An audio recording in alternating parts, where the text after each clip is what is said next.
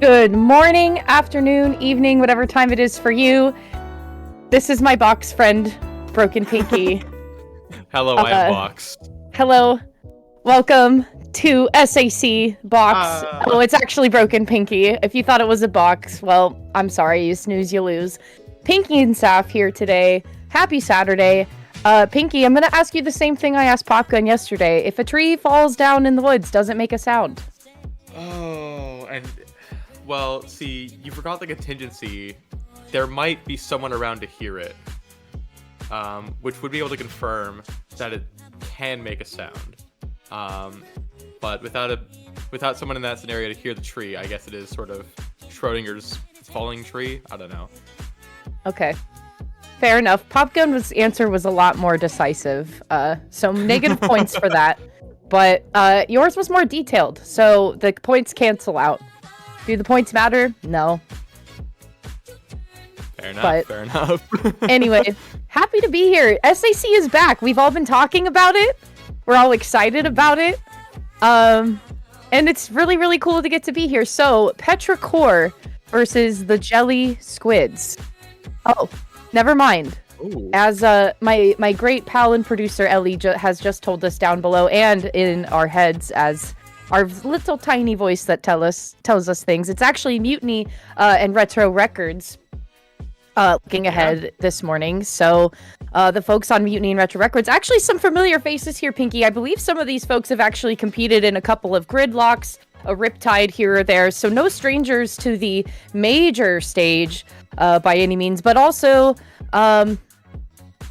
yeah, I don't know, maybe just some familiarity to be had with the type of format that the circuit is. I'm not really sure, but my eyes really are on Mutiny on B being a very aggressive player. And I believe they actually I believe they've won Gridlock before, if I'm not mistaken, with the pickup that they were on last time. I mean, that's really cool. It's always cool to see, people showing up to lands and also just showing up really strongly on the online scenes. So, I mean, I'll have to see it. I'll have to see what both these teams are doing. It sounds like Retro Records was here at the first qualifier a few weeks back, and they actually were pretty successful for themselves, taking their bracket, but not taking the gold bracket because, if you're in the gold bracket, don't have much point in playing in another qualifier. My memory is to serve me as for how this whole system is to work. Oh, it's points. It's points. My sincerest apologies. Damn. Yeah. We're still getting stuff together a little bit, in our brains, but even so, Retro Records had a very strong last qualifier, only losing one set to Insomniac Central and getting, good wins over Team 7, Lock-In, Peace Strikers. Just a lot of really good wins, so I'm excited to see Retro Records up in here, and I'm excited to see what Mutiny is going to bring to the table. Well, so the folks on Mutiny, I was already talking about me, but also Noel as well. They actually come from the team that we all know as EP Dreepy. EP Dreepy, I believe, being a Division 3 team. This is also my friend Box returning to us again. I'm just going to be doing this motion when the box comes back. And this is what we have where Pinky is with us like this. So anyways, back EP Dreepy on Division 3, which is very, very fun. Division 3 was a really good time this last Ludi season in Season 15. And actually, I was just talking to Popgun last night, and he was saying that Ludi results don't really matter anymore. Like, it's too far down the line for Ludi results to matter. But I still think it's nice to give a little bit of a window and some sort of idea to folks that might be a little bit confused on skill level. And if that's all you have to work off of, then that's okay. But opening statements here. Pinky. Yeah. Check out these weapons.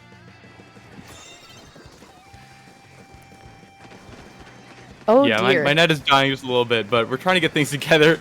I'm seeing Dreadringer, I'm seeing Dynamo Roller, I'm seeing Ink Rush all on the side of Retro Records. It's a very interesting combination of weapons, but I'm excited to see how it's going to play forward. Dreadringer's definitely been, on the rise a little bit in the meta as of late, at least in terms of theoretical. So it's fun to see Retro Records putting it to practice and putting it, to pretty good use so far in the first 30 seconds of the set. Right, and pretty much retro records all the way down since the beginning, now past the 60-point mark. I like the follow-up that we're seeing with the Dread Ringer. You can see that Miko is pretty comfortable on the 10 area there, and look at all of the teammates of retro records pushing up into the spawn area. No safe passage really to be had for the folks of Mutiny, opting really not to jump down. Look at Abby already getting taken down. They fed themselves to the sharks. As one might say. And Noel is also trying to look in for a drop point, but not able to find it. The folks of Retro Records are causing absolute havoc. I mean, that was 0 to 1, or 1, I guess 100 to 0, I suppose. Either way, that was a complete knockout, Retro Records all the way through. Yeah, that was just a very dominant game one for Retro Records, showing that, I mean, that last SAC bout was absolutely no fluke. They're here to just, I mean, take this whole thing to task, and just a very strong game one to start of this first qualifier shows that they are here to play. Yeah, and I think too we actually got to hear a little bit of words of wisdom from Slime on the podcast earlier this week. I'm being told by some folks, so which is also a fun little doohickey that we got going on the sidelines too. So if you're more of a listener type of person, there are different types of podcasts you can listen to regarding Splatoon related content. But looking ahead on the map list here, Pinky, Retro Records taking Hagglefish Market Splat Zones, opening up with Splat Zones, always a good call, good place to gather information. But moving to round 2, interesting to see Tower Control Inkblot, an old reliable, as a round 2 pick. Yeah, I mean, TC Inkblot is just one of the absolute classics of just Splatoon in general. It has been for years and years at this point, and even still in Splatoon 3. Holds True is just one of the, most consistent, most balanced maplets in the whole game, even in spite of all the notorious controversies around the maps. TC Inkblot always manages to stay just because of how many opportunities you have defensively and offensively, in your push. I think a big key choke point in this map is obviously going to be the battlements. That sort of upper left area in your own spawn is very important to keep hold of, and if the enemy can get up there, then things just kind of fall apart, especially by that second checkpoint. So that's really going to be the key area to focus on for both teams here. Yeah, and I think, too, the type of output that Retro Records was cooking with was definitely a much more faster played game. But something like Tower, it only moves at one pace. It doesn't go any faster, even if you want it to. Even if you have multiple riders, you're kind of stuck at the whim of the game. And so I'm wondering how that is going to affect Retro Records moving forward, because they have to play at a slower pace versus, like, in the Splat Zones game, they kind of just went for the lockout right away and maintained the lockout from 100 to 0. So having to pay at the pace of the game, I'm wondering if that is going to be a detriment to them, or if they can actually find themselves at a little bit better of a balancing point.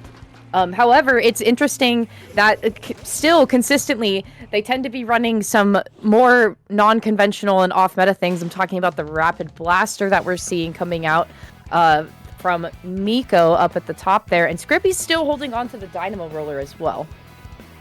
Yeah, I mean, Dynamo Roller is pretty unheard of as far as a cooler pick is to go, especially compared to, the pencil that Mutiny is running with. Mutiny also running a pretty unconventional comp, pairing the Wiper with the custom Range Blaster, which aren't weapons you typically see paired with one another all that often, but they're going to try and make it work and bounce back from that game one here. Inkbrush and Wiper are going to go down pretty early, as Rats tend to do, and Retro Records already has control of that tower, and they got rid of that CRB, which is going to make things a lot easier for them in terms of, being able to move. Miko going to be popping out that whale, and that's going to be a pretty early first checkpoint here for Retro Records, and Slime already getting into the bats, joined by this Dynamo player, and just going to cause absolute havoc. All the players from Mutiny are just in their faces. There were flankers, but they're gone now, and now Retro Records already putting so much damage on the second checkpoint and clearing it just like that. You have to wonder, it's like bats is the position that you really want to be keen on taking in this game. However, when you go in to defend the bats, you end up losing 2 to 3 folks apiece, just as Mutiny did earlier on in the push by Retro Records. However, 27 mark is where that is going to be sustained. 2 specials online from Mutiny. Are they going to try to turn it around? I mean, they're certainly going to try to turn it around. That's all they really can do. Early push to 27 in just the first minute of this game is honestly kind of disastrous here for Mutiny, but they at least have, the respite of having one checkpoint left to play with. They are going to get some points onto that tower, but Retro Records already here trying to stop this push, and it's so hard for a comp like Mutiny to get set up, which, you'd typically want to do with something like a pencil, like a splash, like a range blaster. It's hard to get set up when you have an ink rush running at your face just so often as Retro Records is, and I think Mutiny is really struggling to get, sort of their feet supplantly put under them, and just Retro Records keeps catching them off the ripple. Yeah, and I think, too, it seems like special usage isn't quite in the right place for Mutiny this time around, it seems. Oh, and there goes Miko off the side of the map. That's an unfortunate fall. And that's also the shot going down as well. That is also the inkjet or the Trizuka, excuse me, that's being suspended just for a little bit. So Retro Records, once again, getting the tower pretty close to that 27 mark that we saw them do previously. However, Mutiny able to suspend the push once again. That's B on the Crab Tank trying to maybe follow up here, but the Trizuka is going to clean up really nice. That's 2 members down on Mutiny. Really having a problem getting on this tower and staying on it right now, Pinky. Yeah, Nola's at least able to get that last trade before they go down, but that's a delayed wipe on Mutiny, and Retro Records already back on that tower. And, you mentioned the specials there, Saf. Specials are so important in tower control because as you are pushing with that tower, you get the passive special charge in your favor, and that's really going to tip the scales in favor of Retro Records. They have the Double Whale, and they have the Zuka. A lot of, long-range area effect pressure, but looks like 3 are going to go down. It's just going to be Slime. Delayed wipe on Retro Records there as Mutiny finally going to start to stabilize themselves just a little bit with 1:45 to go less in this game. And, they have to get a really good push going if they want to stay in the set. And Retro Records already setting up very well defensively, but they are going to go 2 down just like that. Yeah, and I think that's a good time for having 2 folks on Retro Records to go down. Mutiny collapsing the first checkpoint with no contestation. You can see, though, the folks of Retro Records, they're trying to defend the bats as best as they can. However, you want to be careful about bunching up like that. 1 goes down, make it 2. The numbers advantage still on the side of Mutiny. That's Abby barely escaping from the splat bomb that almost took their life there. And still, Retro Records doing their best to defend the battlements area, as Pinky so lovingly said earlier. But with Mutiny just head and toe in front of the tower, having so much ink to work with, still having the numbers advantage, even though Retro Records has been doing much better in their fights close quarters, that could be the lead change here for Mutiny. It just might be it, and especially with that Kraken, that invincibility on the tower is going to be enough for the lead. And right now, Dynamo just standing in place. Scribus, it seems that an act of giving up, and Miko, act of desperation, is not going to be enough to stop this almost inevitable knockout here. Feeding into Mutiny, Retro Records is going to go down, and Mutiny able to bounce all the way back and get a Game 2 win. Yeah, that was pretty good. I don't really know what else to say other than that. That was pretty good. It was pretty good, brother. I think it seems like the defense of the battlements, it would seem that Mutiny had a better time defending it. Retro Records had a little bit more of a struggle holding on to the battlements area. Every time they would try to come down and get the drop on anybody, Scribbies most of the time would be right there with the Dynamo. However, it seemed like the folks of Mutiny were able to play a little bit more to their range this time around and not overextend themselves too much and getting into fights that they shouldn't be taking. And I think that ultimately ended up winning it in their favor. And especially shout out to Abby with the Kraken on the tower, because you could also tell that there was some attempt to try to get them off of there, but it also seemed like that maybe there was a feeling of defeat, as you kind of touched on earlier. So who knows? Decisive game 3, yeah, though. There was some. That is Game 2. Just that push for Mutiny at the very end, especially just the presence of mind after, getting kind of just wiped on that Game 1 and getting, thrown on the ropes for most of that Game 2, only to come back with a KO push on tower. Such good presence of mind, and they're going to need it once again here on this Game 3. Clams on Crab Lake Capital is an absolute meat grinder of a map because it just takes so much to get from one side of the map to the other. And we're going to see both teams trying their absolute best. Dreadringer coming back online, Mutiny keeping the same comp. And here we go for this Game 3 winner take all. I want to know more about what you mean by meat grinder of a map. What does that mean? It's just you it just is so obnoxious to get all the way to the other side of the map. You're just basically throwing yourself into the middle and just getting kind of just torn into shreds in the middle of the map before you can really get to the other side. It's just, I don't know. It just popped in my brain then, to be honest. I don't really know. I think, okay, I want to run with you on this analogy. It took me off guard. But I support the thought process that you were having. Power Clam online already, though, for Retro Records. The economy is booming on their side, especially with the number advantage that they currently have in the first minute here. Still, though, Mutiny pretty quick on the respawn. Look at that reef slider coming in, though, finding contact with one. Plenty of clams being thrown into the basket to keep it open here for the side of Retro Records. Looking in to try to close the gap. However, 39 is where it's going to sit. Yeah, lead is going to be sitting at 39, and that is a really good lead here from Retro Records. They are so incredibly good at this early game, just getting a ton of points on the board time after time. Not going to be quite the knockout we saw in Game 1, but a great lead nonetheless. And now Mutiny is going to have to contend with that big, fat 39 in the upper right of their screen. They're just going to have to find a way to get around it. Abby, my goodness, is going to find the pick onto Scribbies with that Kraken, and going to stay alive to tell the tale. And now... a bit of a crisis situation. Noel finds a pick with the hammer, finds two with the hammer. Hammer throw almost finds Mikog as the clam is going to make it into the basket. And this score is going to go down just a little bit, but not a lot of clam economy in the favor of Mutiny right now. Yeah, I think waiting in for the jump, though, was a good call. B was kind of holding it down up in the corner long enough to get the crab tank online. Follow-up from Noel. A good trade to be had. The barrier, unfortunately, going back up, though. So time not in the side of Mutiny. However... B still alive on the platform area. All four members of Retro Records now being called out. The push is not over for Mutiny. Yeah, the push is still ongoing here. 64 points. The basket is still open, but it is very quickly going to close, though. Lemon not going to be able to get that power claim into the basket soon enough. So, again, a bit of a reset here, but Mutiny doing a great job of swinging the momentum back in their favor, and now Retro Records has to contend with that. But they're doing a great job having so much of the map already painted in this orange color, and Mutiny really has to find a way to get out of disadvantage quickly because they only have 2 minutes left of regular time to get, you know, the lead back in their favor before they have to contend with overtime. So they have to make something work for them and fast. Well, it's making something work for them for sure, but holding 3 power clams in your hands, that's 3 targets on your back as it is. So you don't want to be doing that. There you go.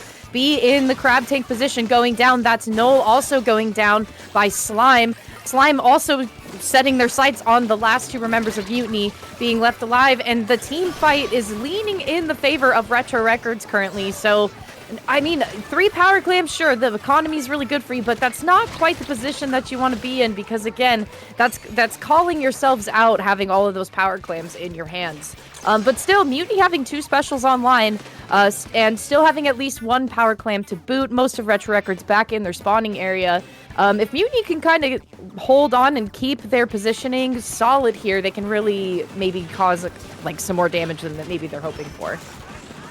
Yeah, especially with, you know, all this backline pressure from the crab tank and the pencil and the hammer Kraken going to clear the way going forward. Mutiny breaking the basket yet again, and this is almost surely going to lead to the lead. 2 clams left for the lead to be taken, and Mutiny is going to do just that with a minute to go. Abby not going to be able to get this claim in quite yet, still trying to, you know, keep the basket open, but it looks like it's going to be a 1 clam game with 45 seconds left of regular time, and now Retro Records, they're on, you know, their last legs here. They have to get something going. Nice kill with the vertical flick from Scribbies with that dynamo roller. 35 seconds left of the match. Rice popping their own crab tank, trying to clear the way for the members of Retro Records to get into the enemy spawn because, I mean, they have to get a pretty solid score going. They have the power clams to do it. It's just about getting the bodies over there, and they're going to do just that with 1 power clam going to be lost in translation, but making its way to the basket regardless.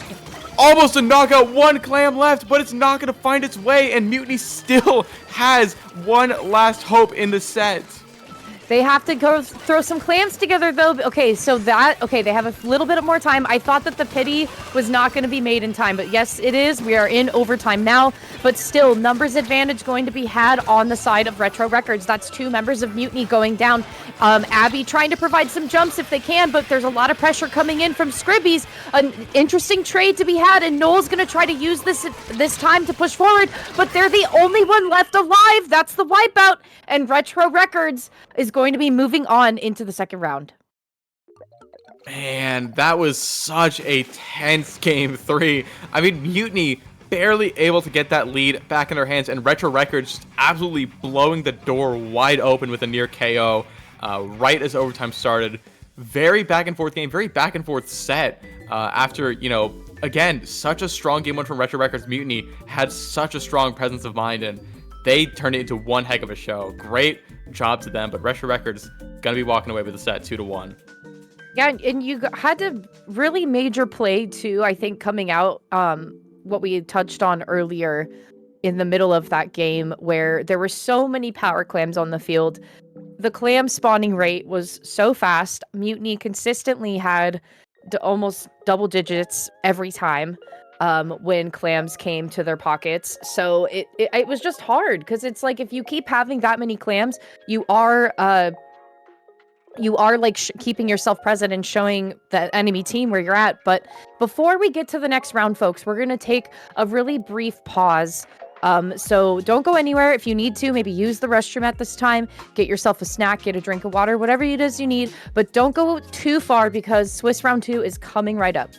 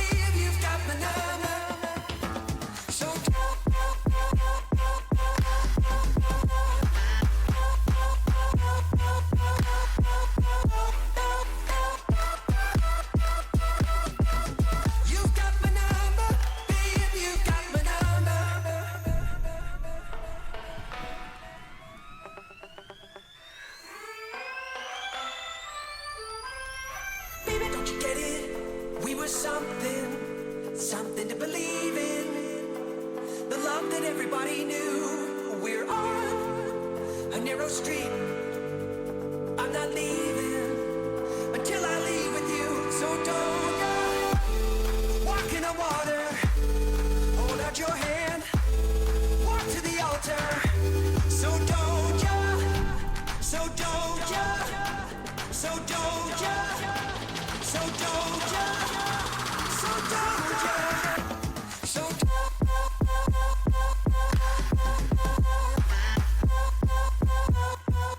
How's it going, everyone? My name is Broken Pinky. I am joined by Safareya, and we are back for Swiss Round 2 here at SAC Season Number 9, the second qualifier. After a very good first set between Mutiny and Retro Records, we have another banger on the way. We have Lemon Cider and we have Jelly Squids queued up. Saf, what are you excited to see? So now we get to talk about Jelly Squids, finally. Jelly Squids Pinky has been around for a really long time. So I'm just excited by the fact that Jelly Squids is playing in SAC again. It's like a, like we're like 2 years ago, we're in like 2022, we're in 2021, Jelly Squid playing in SAC. It's like, it's deja vu. But I'm also happy to see Lemon Cider here to play with us. I believe Lemon Cider is a Division 6 team from last season, if that matters to you. They're also a really, really familiar group of friends. Some of them, I believe, playing on the team Waterfall as well. So I actually am unsure, and maybe our producer, the voice in my head, Ellie Mental, can tell me this. Is Lemon Cider more of a pickup, or are they like an established... They're an actual team that got Lowing banned recently. Okay, thank you very much. It's just because I recognize that some of the folks are on other teams now and or play with other things. So thank you for that. Just wanted to check in. Yeah, so that's pretty exciting. It also adds to the narrative that a lot of teams tend to not play in tournaments outside of Low Ink once they are Low Ink banned. So that's refreshing. That's refreshing to see that folks are kind of like, hey, you know what? We got banned from Low Ink, so we got to move on. We got to move forward. Yeah, exactly. And I mean, now they're just going up and at 'em at SAC here, trying to just break even more into the mid-level scene. And I mean, like you said, up against them is Jelly Squids, a very, long-standing team in the Splatoon scene. Been around for years and years, and now back here at SAC, trying to, I guess, just fight for their life here. They have Hammy on their roster, I believe, for this go-around of this tournament as well. So I'm excited to see what both these teams are going to be rocking in terms of, their strategies, their comps, and all that good stuff as we progress into the sets. Yeah, and one thing too, I'd like to talk about Jelly Squids again. I believe fun about Jelly Squids. So NATO of Jelly Squids actually played in Sea Battle in July, I believe was the summer Sea Battle. NATO played with Aquatic Land Guard, which was really fun. So that's kind of cool to see them return onto an online tournament, but some familiarity there. And I believe Mark and Diamond have been playing with the Jelly Squids for a very, very long time. And I am looking forward to seeing them play in here again. They got first in the underground bracket in Neon Whale. They played in the Smogan Cup. They played in LTC 2024 together as a team. I believe they've been playing in different Riptides together. So again, another group of folks not unfamiliar with the major scene and can handle the pressure. So can Lemon Cider come toe-to-toe with folks as experienced as Jelly Squids? And I guess this here at Mahi Mahi, where we're going to vacation today, is where we're going to find that out. This is... Oh, bye, Muddy. Are my eyes deceiving me? What is Jelly Squids running? I'm seeing two juniors, a V Heavy, and a Forge Pro, and the V Heavy's in combatants with a team who has a roster member with the name of V Heavy. I'm just very confused all around, but it seems like Lemon Cider's off to a pretty good start right now as the water's about to drop. And I appreciate that we're both at a bit at a loss for words, if you can't tell. Kind of just trying to take in all of the information that's before us. A phenomenal Trizuka pick, though, coming out from the shot there. Or excuse me, that's the bucket, not the shot. Kind of getting a little bit of space to push forward. We're down to the 30 unit point mark with tri-strikes to boot. Still in control, another 100-0 situation possibly on our hands, Pinky. Yeah, just might be happening yet again here. Jelly Squids really low on time and low on resources here. They have the bubbles at the ready in the zone. They have Wavebreaker going, but Lemon Cider has all the paint, all the pressure, all the picks, and all the points in their favor as they're going to get a 100-0 knockout yet again to start off the set. Yeah, what a quick win to stuff in the pockets of Lemon Cider. And so, and there we have it too.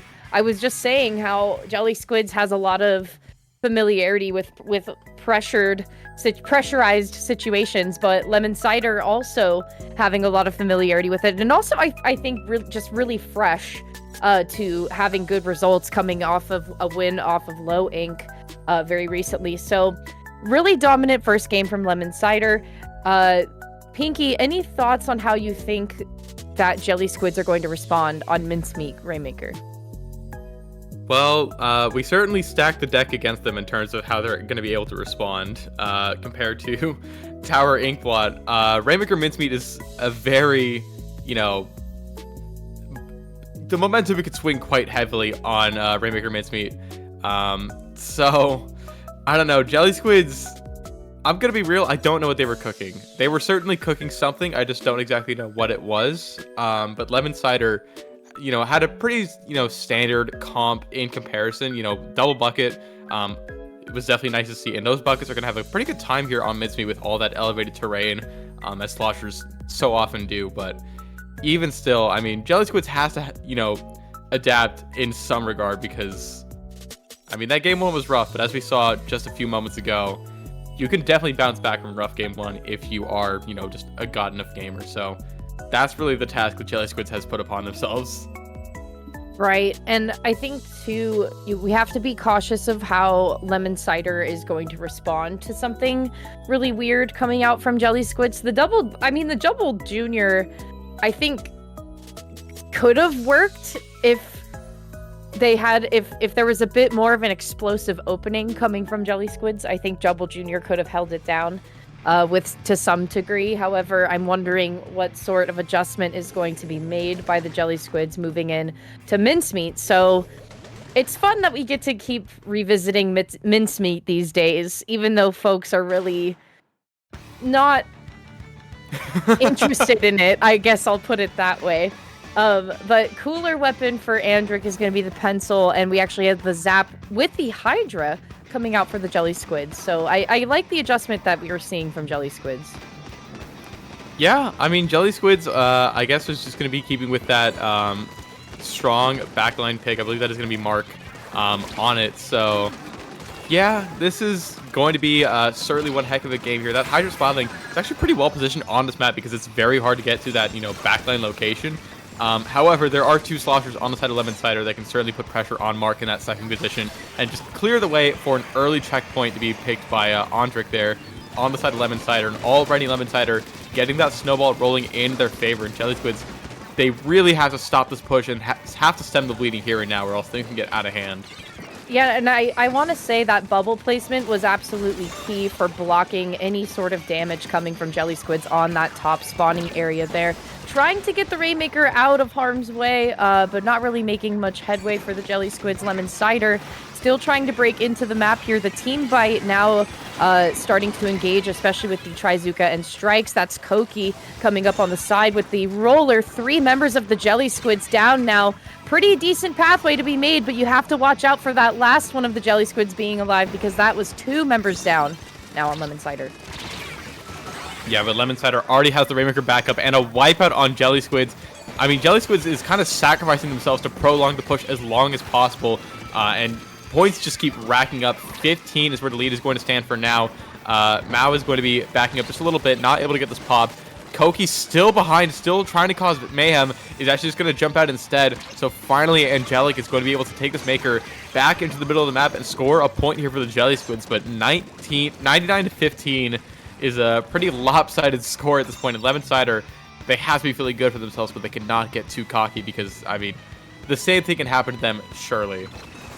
Yeah, I think the Jelly Squids are a little bit afraid to get into any close quarter combat fighting with Lemon Cider right now, unless they have an advantage here, which finally they're finding themselves in the 2 down, make it 3. That's a delayed wipe, and Pick having to back up to the center stage, waiting for some jumps here, which is exactly where you want to be, especially because Jelly Squids have so much ground to make up here, and with specials going to be deployed pretty soon, you have a Booyah and a Bubble that can help in some safe passage. But as I said, Lemon Cider doesn't really need to extend themselves too much here, Pinky. Yeah, Lemon Cider, I mean, they can definitely just sort of wait for Jelly Squids to come to them, because at this point, that is sort of the condition for Jelly Squids. But again, Rainmaker, especially on a map like Mincemeat, can very quickly spiral out of control if you're sort of playing too defensively and it goes awry. So Lemon Cider has to be wary of that. Especially since now they're going to be 3 down, and they have, you know, the cross pressure on that pencil with the Zuka and the Maker. So checkpoint going to be falling here for Jelly Squids. Booyah Bomb is going to be popped as well to try and extend this pressure around the Rainmaker area. So very quickly, Jelly Squids finding themselves back in the game. Mark going to find the pick on the machine as it takes out the Maker. So delaying things a little bit longer, but Jelly Squids still on the offensive here. Yeah, and I think delaying Andric from pushing forward, major play from Mark, but the Rainmaker still is going to fall with Jelly Squids losing 3 different members. At that, Mark trying to escape, but Andric is there to follow up. A little bit of a karmatic ending for Mark there by Andric. So the cooler now being popped. This is Lemon Cider responding once again. Still, Jelly Squid's able to chip away a few more points. They don't really have much time to do it again. About a minute and some change left remaining. Really looking to try to flip the script and change the narrative here for the Jelly Squids, Pinky. Yeah, but that's going to be rough to do when they're going to be 3 down right now, and Mark is the last one alive. Just trying to turtle behind this wall here. He's going to be able to get Lemon Cider out of the area just a little bit, but Koki still putting pressure on his plat here on that roller. He's going to be dropping a bubble and going to be taken down, though, by the, you know, coalescence of the shooters on the side of Jelly Squids. So still some last fighting breaths here for them, but they have to find their way into the middle of the map decisively if they want to keep this game and keep the set going as long as possible here. Muddy popping Bazooka, just trying to find a pick, especially on that Rainmaker, as it's going to be grabbed by Lemon Cider, and right now just double bucket fighting. Muddy finds one pick, finds another pick, and is running straight for the Rainmaker. Wipe it on Lemon Cider with 20 seconds to go. Jelly Squids is still in this. Huge. Look at Muddy pushing all the way forward. Noodles is going in to try to insist. That is Angelic as well with the Rainmaker in hand. The Booyah Bomb's going to come out, but look out for Koki. Some good coverage coming from the Booyah Bomb, but not quite enough to spare. That's the Rainmaker going down just before the 41 mark, and 3 members going down on the Jelly Squids. Ooh, Pinky. The Jelly Squids. Lemon Cider is so quick to respond. I mean, they tied that up so quick. They went into the wipeout, but maybe at the timing of that was and where the Rainmaker was located, the wipeout maybe just wasn't ideal win conditions for them, unfortunately. But wow, Yeah. Jelly Squids was so quick to move there.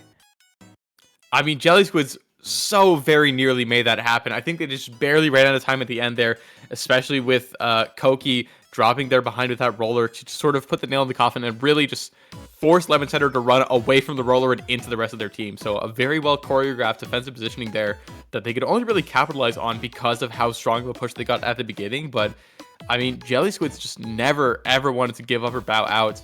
Always try to fight their best fight at all points in that game, and they very nearly made the comeback happen. But alas, Lemon Cider is going to have that game going in their favor there.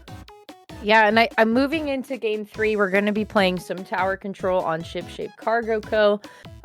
So Jelly Squids, certainly down but not out. Could swipe 1 win here, potentially.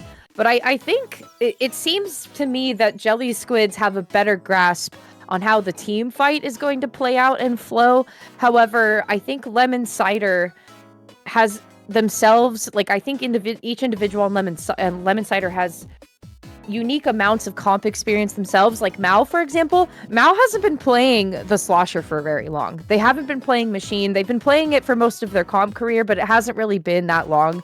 And they were doing it, they were executing different things excellently. They were getting key picks with it. And they were able to follow up when they were down very, very quickly. The cooler definitely was a very useful item for Lemon Cider. So I'm interested to see moving into this next game here, once again, having an objective that is set to one pace. You can't really change it. It only is going to move so fast. How do you play with something to where you can't play as fast paced? And if you are to play fast paced, how do you maintain control for 5 whole minutes? You know what I mean? Because it's like, that's hard. That's a long time.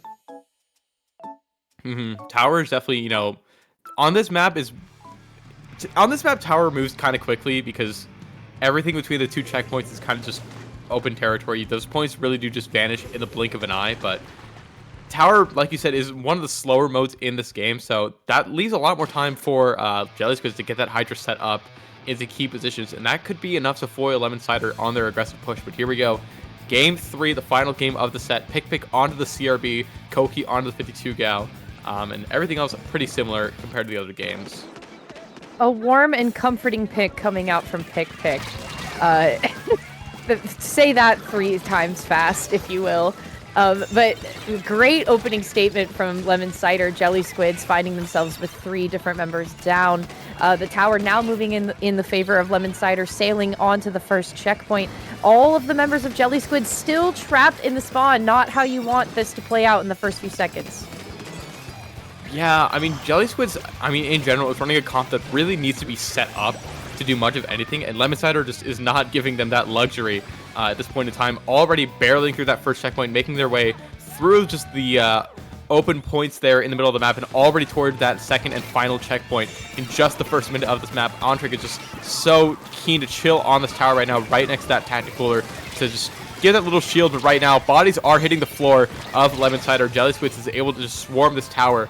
Going to be able to stem the bleeding just a little bit, but 20 points to go. So much work done on the last checkpoint, and already Jelly Squids fighting another uphill battle. Yeah, look at Muddy trying to... Oh my gosh, what a shot. I was going to say, Muddy was really aiming for some long-distance shots there and actually found success with the last one. Tower now making its way back into the center. The Jelly Squids, having 2 specials online, are looking to try to get something cooking here. But they've got to be successful in these one-on-one fights, Pinky, because it's proving to be difficult with the folks of Lemon Cider. They have to be working together and pushing them into 2v1 fights. And which it seems to be that's what they're doing this time around. Finally taking the tower for themselves here. Angelic getting a nice pick. Also trying to take Mao out in the process with a little bit of help from their friends. And popping the bubble on the tower. Some defensive pressure coming out from the Jelly Squids here too. But still, the folks of Lemon Cider are so quick to respond, and they know exactly where they need to be in order to find the broken piece in the armor of the Jelly Squids. So the Jelly Squids really just need to try to see if they can play one step ahead. I'm not sure how they're going to do that here, Pinky. Yeah, Jelly Squids has to get so much going in their favor. Like you said, they have to get those little outplays in so many consecutive team fights and string them together into a beautiful push, as Lemon Cider has done so many times throughout the set. So here we go, Jelly Squids on the offensive. Half of this game's timer already expired. 2 minutes and 20 seconds left to go. Specials are being burned up by Jelly Squids on their push, and they're still at the first checkpoint. Mao popping that Zuga, trying to find some sort of picks in this lower area. Angelic is going to be brawling with him, and Mao is going to be able to get this successful pick. 1 member left in Jelly Squids, and that's a full wipeout just to get 1 checkpoint down, and Jelly Squids still so far away from the lead. An incredible amount of time in mastering the way of the machine, the way of the washer, as some might call it for Mao, because 2 wonderful picks back to back, looking in for the 3rd, and still there to take the fight with the little help from our friends. That is 3 picks now on Lemon Cider by Mao. The Jelly Squids defense now crumbling under their feet, with the 20 points remaining, finally making its way back to the second checkpoint. Mark is trying to hold it down, but as we say it, Pinky, that's 3 members down on Lemon Cider. Jelly Squids now have another shot to turn it around. Yeah, Lemon Cider keeps employing the tactic of just trying to get a little more points on the lead and kind of going all in on it, and Jelly Squid has been able to shut it down multiple times throughout the set. I think if Lemon Cider is just a little more keen, stance back just a little bit around that 40-point mark, they'd have much more sustain on their pushes here. And now Jelly Squids has another opportunity to get something started with a minute to go. Jump out is going to be happening, so Lemon Cider all effectively rolling out from Spawn yet again, and Jelly Squids just staring forward, trying to get any sort of pick and pressure. Points are starting to come alive on the board here with 50 seconds to go, and Lemon Cider trying to hold onto this defense and keep that 3-0 dream intact. But bodies are hitting the floor right now, Saf. Yeah, I was about to say, I think I've seen this one before. Jelly Squids being up, having a big opportunity to make the push, but that is Pick coming in to take 2 down, looking to take a third. Had help from a friend on that one because that was a little bit of a danger zone with missing that direct at the end there. But wow, what a score from Pick there. 20 points still on the board for Lemon Cider, a big deficit that still needs to be made up by the Jelly Squids, and consistently they get their feet on the tower, but there's Lemon Cider just keeps on finding the breaks. So now that we're down to the last 5 seconds, Jelly Squids still having a couple folks left alive. They need to just get on the tower. That's the last priority, if anything at all, but no dice. That's Lemon Cider with a 3-0 clean sweep. My mouth is still agape from that pick Kraken collateral. I mean, 2 picks in his name, 2 picks in his Kraken. That is crazy. Say it 3 times fast.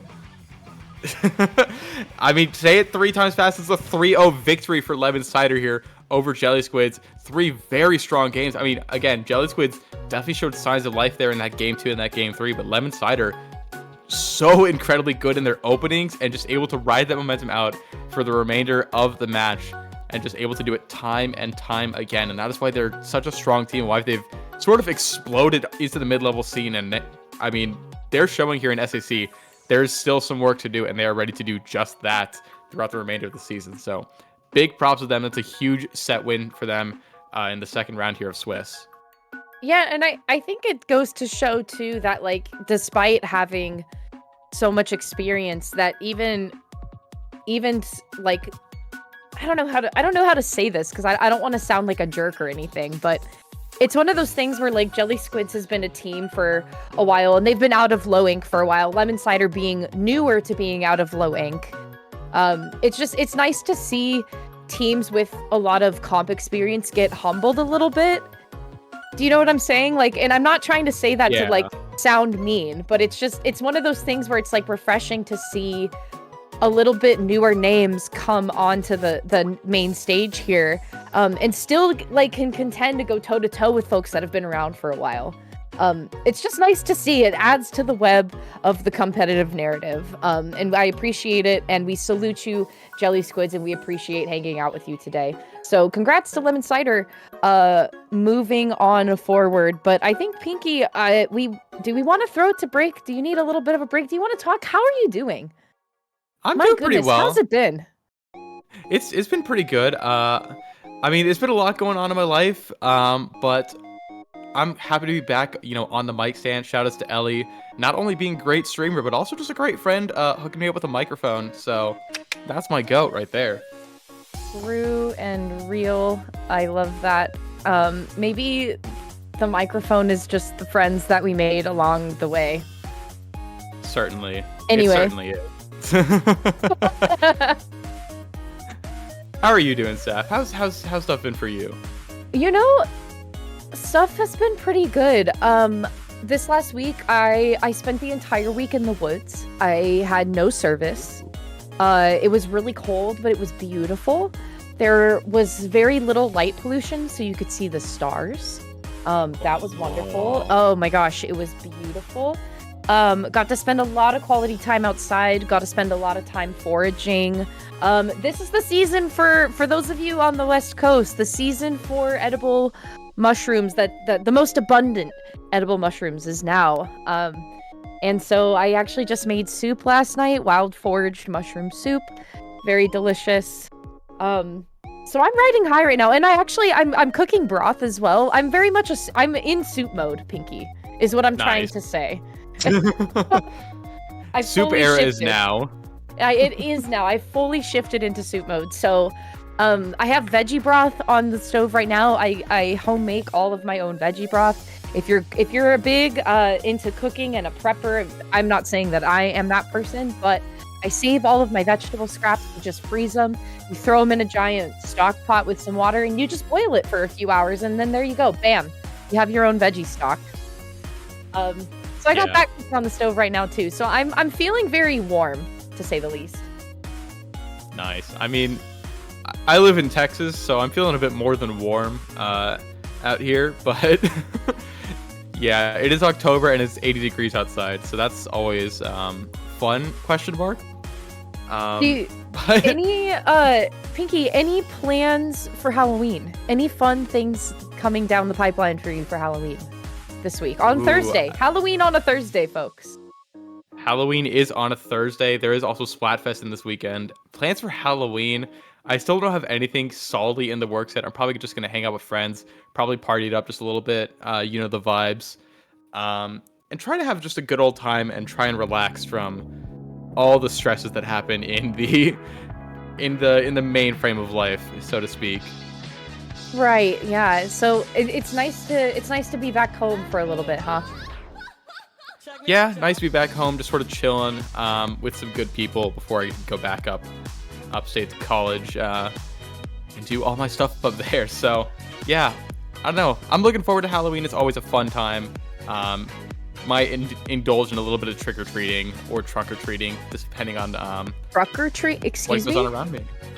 Trunk-or-treating. So basically, it's like an organized event that some stuff do, where people just sort of park cars in a parking lot and you trick-or-treat out of people's trunks. Okay, interesting. Is that where does that take place? I've never heard of that before. So it's like drive-in trick-or-treating, kinda. Essentially, yeah. I don't know. I just assumed it was a thing that like a lot of people did, to be honest. But yeah, people just sort of park their cars in like a parking lot by like a high school or something. Right. And, like it's a big social event for like a bunch of like kids to come up. I did it a lot in high school, back when I was in band, and we would like show a bunch of kids like all our instruments and stuff like that. Oh, I didn't know you were a it'd be band kid. That's fun. Yeah, I'm a little band nerd. A nerd! What did you play? Were you... Wait, let me guess. I feel... I don't know. So, for some reason, it's giving French horn, but I don't think French horn is right. I also feel like trombone, maybe, but also saxophone. Saxophone, final answer. I am a percussionist. I'm not a No, saxophonist. I was gonna say that. I was also gonna say that first, and then I went brass. Damn. I went Yep, brass, I'm a percussionist. but I was okay.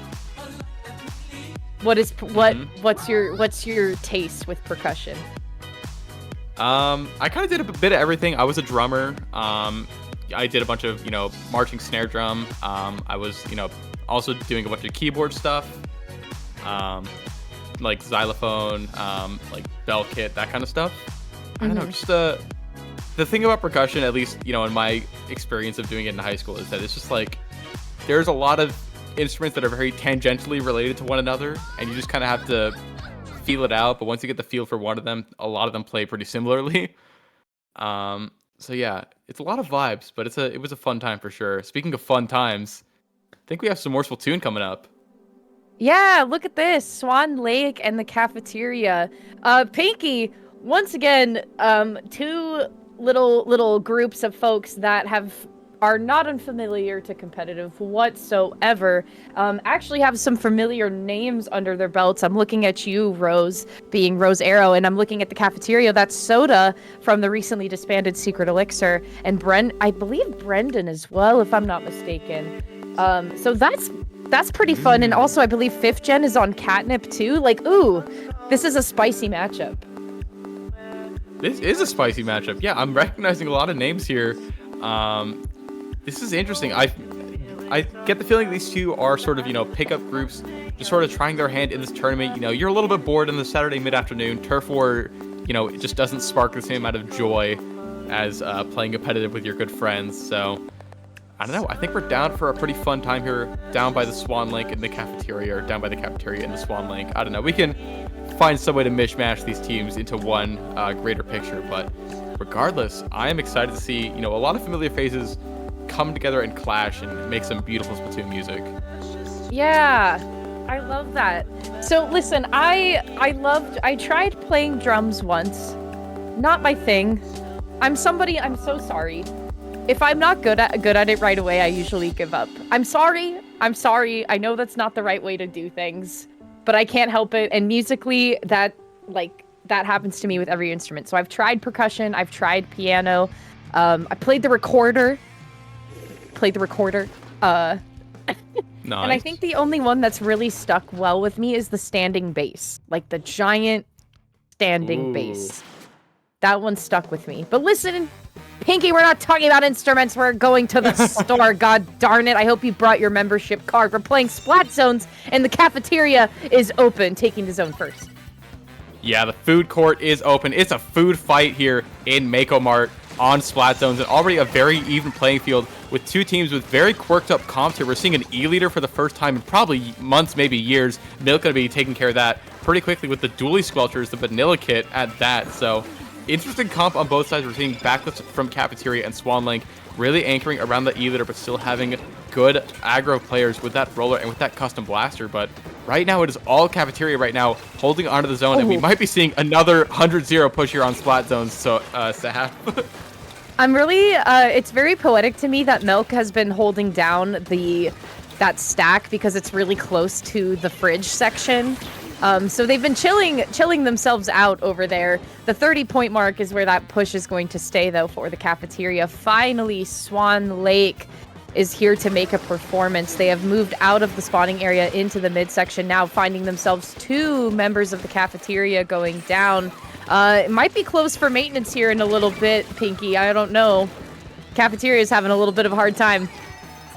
Yeah, they need a bit longer to prep all their mirror plot for the meal here. Mao going to be sitting on the stack area right now, pretty uncontested with the E-leader range it's so infamous for, and already Swan Lake closing in on that lead, but the Crab Tank going to be able to displace the leader, as is the Strikes and the Whale. All resources being thrown by Cafeteria here to reclaim the zone back in their favor, but they're going to go 2 down for their troubles pretty quickly upon gaining zone, thanks to Will with that custom blaster finding a triple in the zone, and that's going to be Swan Lake taking control right back. All Will sees are X's. That was 3 members down. The Cafeteria now trying to break back in and maybe suspend this penalty from breaking for Swan Lake. But Swan Lake having so much paint down on the zone, they're not really giving the Cafeteria much space to work with here. Playing more towards the objective than actually going in for fights, especially when you have Will front and center there. You can see Mao also trying to throw down a couple of ink mines to provide them some coverage on their feet. Having to be pushed back, though, because Swan Lake losing the blaster and the ends up on the field. Not what you want to see. So the Cafeteria now using this opportunity to push forward. Look at Soda following up here on the melon section. Don't want to get too close there, Will, because that can lead to disaster, especially with Karma now on the Crab Tank taking up the side of the stacks here. Yeah, and the Cafeteria is very close to being done with their penalty here, and that's going to put even more points on the board, and that's just going to make them even closer to a knockout threat. And I believe Rose is the last one alive in Spawn with that end zap, trying to get the cooler, trying to rally the troops, so to speak, to storm the Cafeteria with just a few ticks left on that zone timer. Brendan trying to take control, or trying to hold off on that plat, but 3 are going to go down, and Swan Lake back in control of the zone here, back in control of mid. They have to find Brendan, though, on the 52 cal, because Brendan still is going to be able to pop out of nowhere. Finally going to find that pick, though, and this leader is setting back up onto that stack, trying to patrol the entirety of the map, but a flank from Karma is going to be just what they need to get that leader out of that position. And the Cafeteria is so close to getting the zone back in the favor, but Swan Lake still going to be holding onto it, and Mimikyu displacing Karma, and now Swan Lake scoring more points. Finally, the Cafeteria is able to get back into zone, but that was a pretty scary moment for them there. Yeah, you gotta be really careful because you have folks that can be super slippery, including Will here on the right-hand side, taking down a major pick and winning that fight. However, the team fight's still in the favor of the Cafeteria. Will finding themselves alone, but wow, Pinky, that was just enough. Right place, right time. What a quick zone flip coming from the triple splashdown. Yeah, and I mean, that's just so crucial to stem that bleeding, and that leads to Swan Lake having enough time to get back into the zone proper and getting control of it. 45 seconds left to go. A very back and forth zones match, you know, in comparison to what we've seen beforehand. And now Mimikyu hunting for the Strikes player is going to be able to find this pick here. Swan Lake trying to keep the zone, though, but they're going to go 3 down. Roller's going to get taken out for a delayed wipe. And now Swan Lake starting from fresh here to get back into the middle of the map with 30 seconds to go. And the Cafeteria just has to hold on for a little bit longer here. Milk throwing that wave breaker, trying to get some chip onto the players of Swan Lake. You know, from the little off angle, throwing bombs, just delaying the approach as much as possible and for a potential knockout push, but no one is in the zone right now. Now, players are starting to reconvene, and the Cafeteria goes 2 down. Swan Lake back in control of the zone with 10 seconds left, and it's going to have to happen in overtime here, Saf. Yeah, and it looks like the hot dog machine might be malfunctioning here at Macomart because that's Swan Lake taking the zone and the penalty being eliminated now with 2 members of the Cafeteria going down. Oh my gosh, Pinky, they're losing staff left and right here. And the lunch rush is just beginning. Swan Lake now toppling in. The crab tank goes down. The wave breaker now coming out for some chip. Milk, though, finding their demise. That's the lead in overtime. Swan Lake able to turn it around. The Cafeteria is undergoing some maintenance in that first game. Swan Lake swimming atop that milky corpse to get that first game under wraps there. Very back and forth for a zones game compared to the others we've seen on the stream thus far. And I mean, that just tells me we're going to be in for one heck of a set because I mean, 5-6 were the final points for both those teams. Swan Lake getting a great overtime comeback victory, just always keeping the Cafeteria in that stagger when they had that control, and they're going to lead it to a very nice victory there for game 1. So, any takeaways, Pinky? Anything to follow up with? Comments, concerns, compliments even on that last game? Things to consider moving into Museum Clan Blitz? Definitely compliments to Milk on that dually squelchers for making that weapon work, because I still don't understand how people can make it work, because you have to have cracked movement out of your mind to make dually squelchers feel like anything, and props to Milk for doing just that. Also props to Mimikyu on that roller just being such a prevalent threat, always sharking thereabouts, and so hard to pin down for the Cafeteria, and that was really a good component in Swan Lake's victory. But I don't know, a lot of, you know, great moments from individual players in that game, and it has really coalesced into just an all-out brawl for the zone in the end, but especially Swan Lake at the very end, just keeping the Cafeteria in a stagger so effectively and really using that range to their advantage in the duration of that lockout there at the end. So very good to them, and their locking skills are going to need to be put to the task here, as we're going to go to game 2 on Clan Blitz Museum Dolphoncino, one of the hardest maps to score on in this game. This is going to be rough. I'm a little nervous for them here because it seems that although maybe Clan Blitz isn't so much of a struggle for the Cafeteria, it seems that on other modes with Museum is a little bit of a hard sell for them to try to find some wins. But I think with a little bit of effort and a little bit of special stacking, I think maybe they can change the narrative here, especially with folks like Brendan and Soda, who are so familiar with one another coming off of Secret Elixir. These folks have been playing together since August, I believe, have a few results under their belt already to boot as well, including first place in a lot of different things. You have Megalodon Monday, Prison Break 3, and 8-Bit Blitz. So I do think that they have the tools, Pinky. They have the tools in the Cafeteria. It's just a matter of Can the supply meet the demand that Swan Lake is putting out? I mean, crucially, I don't think I've ever seen, you know, clams being served in a cafeteria in all my years in the public education system. So this might be an awkward, you know, sort of battlegrounds for them, but I think they're going to make it work just fine, as they're going to get a very early opening onto that basket. Karma just sneaking right underneath there with that football to get that basket breaker there. No more points to be scored, but definitely going to be rattling Swan Lake just a little bit to open up this game. So in your headcanon, this cafeteria is within the school system. I mean, I've never seen a cafeteria outside of the school system, at least not very commonly. What if it's like a hospital cafeteria? Have you seen clams being served in a hospital cafeteria? No, I think that would be even more upsetting. I think that'd be a little bit risky for many of the patients involved in that establishment. Would it be riskier than grocery store sushi? I don't know. On the same field. It's on the same plane in my eyes. A little bit. I don't know. I'm fairly familiar with sushi of the gas station variety. I'd imagine, you know, grocery store sushi is a bit safer than that, but I guess you really can never be sure. You can never really know for sure.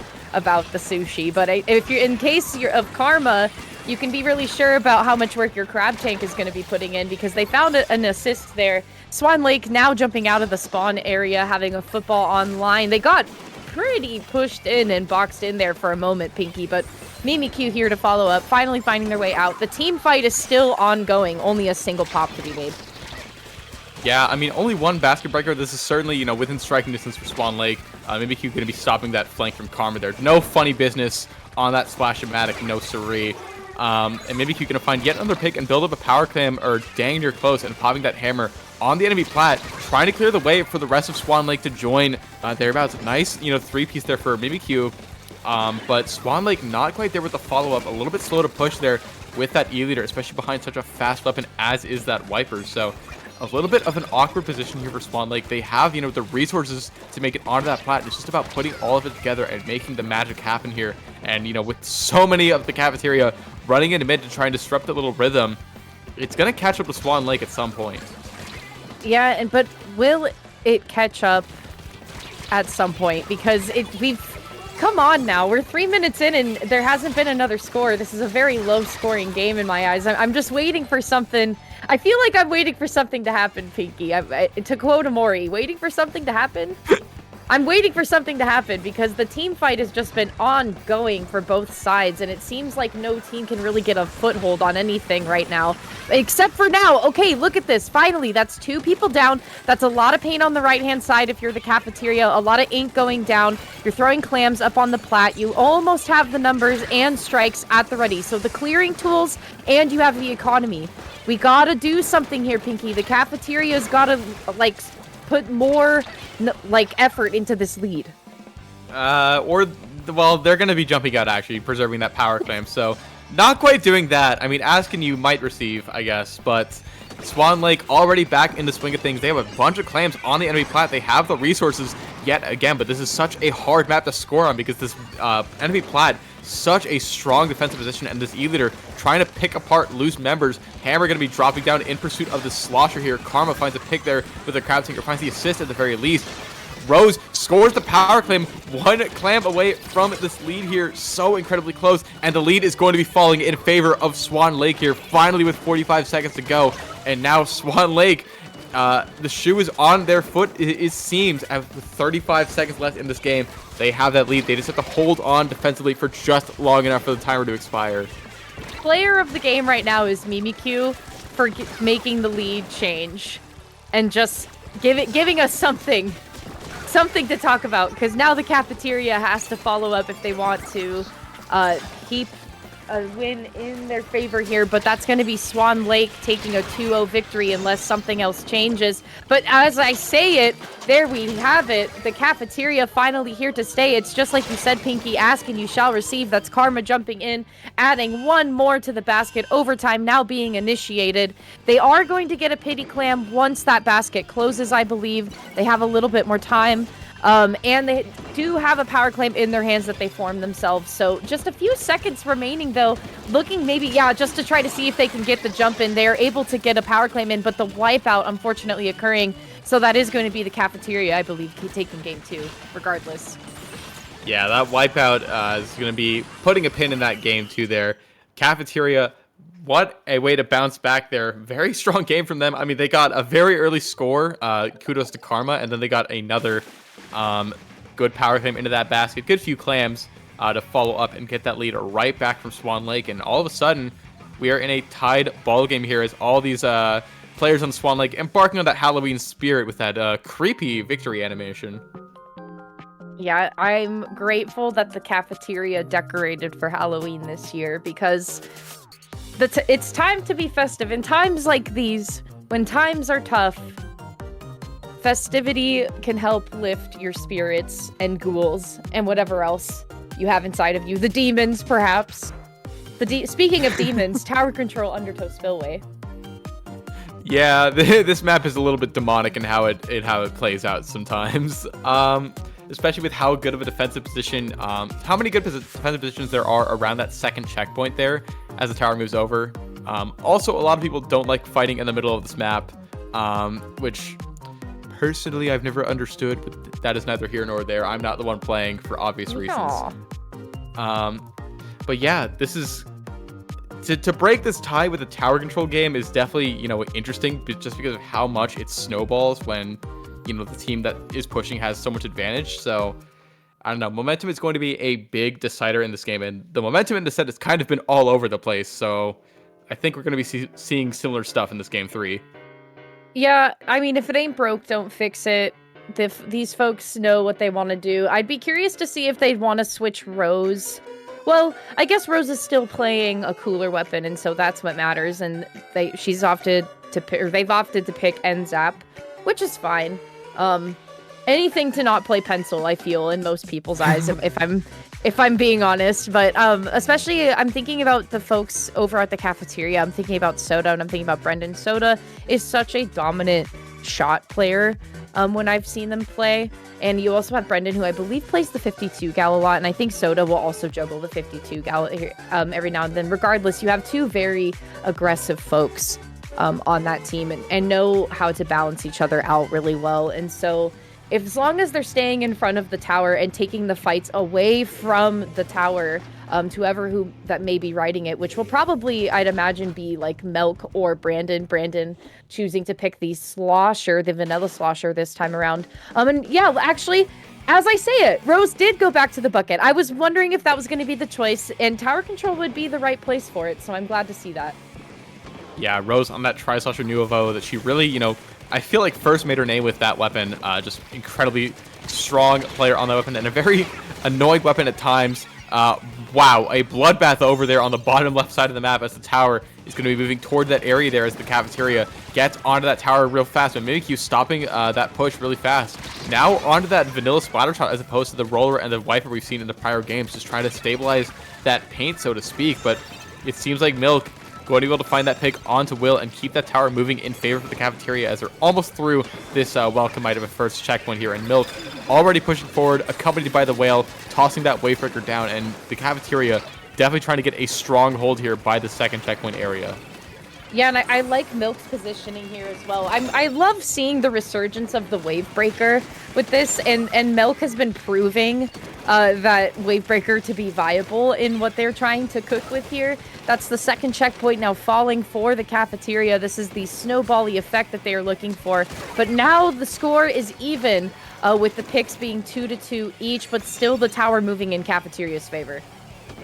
Yeah, they have to find a way to get a cafeteria off this tower, and Strikes is going to make that easier said than done. Rose crashing in is going to find a pick, but it's going to get traded out, so to speak, and Milk is behind him. The last player standing is 1 versus 1. Duelie Squadrons versus E-Leader. It's going to go in favor of the Duelie Squadrons here. Tower quickly going to be moving backwards, but Cafeteria already reclaiming control of it here, and Swan Lake is going to be fighting on that razor's edge for the rest of this game 1. Pick from the Wavebreaker, assist from the Duelie Squadrons as well. E-Leader is going to go down. This could just be a knock-in here in this game 3, Saf. Mimikyu goes down as well, delayed wipe. Third checkpoint is gone, and Karma rides it all the way home, and the Cafeteria gets a clean knockout push here in game 3. Yeah, they do. The health inspector came and they said that this is very good. This establishment is very good. A decisive game 3 win by the Cafeteria. Good points to be had there. Congratulations to them. Yeah, I mean, no notes. No notes there, quite honestly. I mean, that was played perfectly from head to toe. Yeah, I mean, the Cafeteria, had a very strong game 1, had the rug pulled out from under them in that overtime, and they said, all right, time to lock in. And guess what they did? They locked in. They got 2 quick ones under their belt, and they are going to be moving on as the victors of this set. A very good set, competitive set between themselves and Swan Lake. That was a fun one to watch for sure. Yeah. I'm grateful that Swan Lake was here to stay, even if for a brief moment. I'm grateful that folks on Swan Lake got to flex their regular weapon muscles as well, which is always nice to see. However, the Cafeteria going to be the victors in this set with taking a little bit more points under their belts. So round of applause to them. Happy to see that. And Pinky, I was gonna say I should clap too. I hear that in the background. I should probably clap too. Yeah, I'm happy to see that. Proud to see them moving forward. And I don't know, Ellie, do you have a bracket screen for us of some kind? to peek at. No, okay, no, okay. The real bracket is the friends we made along the way. I feel. You're You know what I right. mean? You're right. Oh, wait, we're throwing stuff together. Ooh.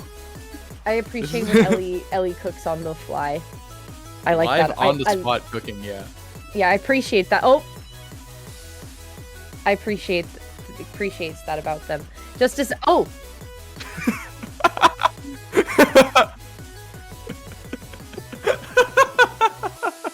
And there it goes. If you too want to see the bracket, make sure to type !bracket in that Twitch chat, and it's probably gonna pull it up right there for you.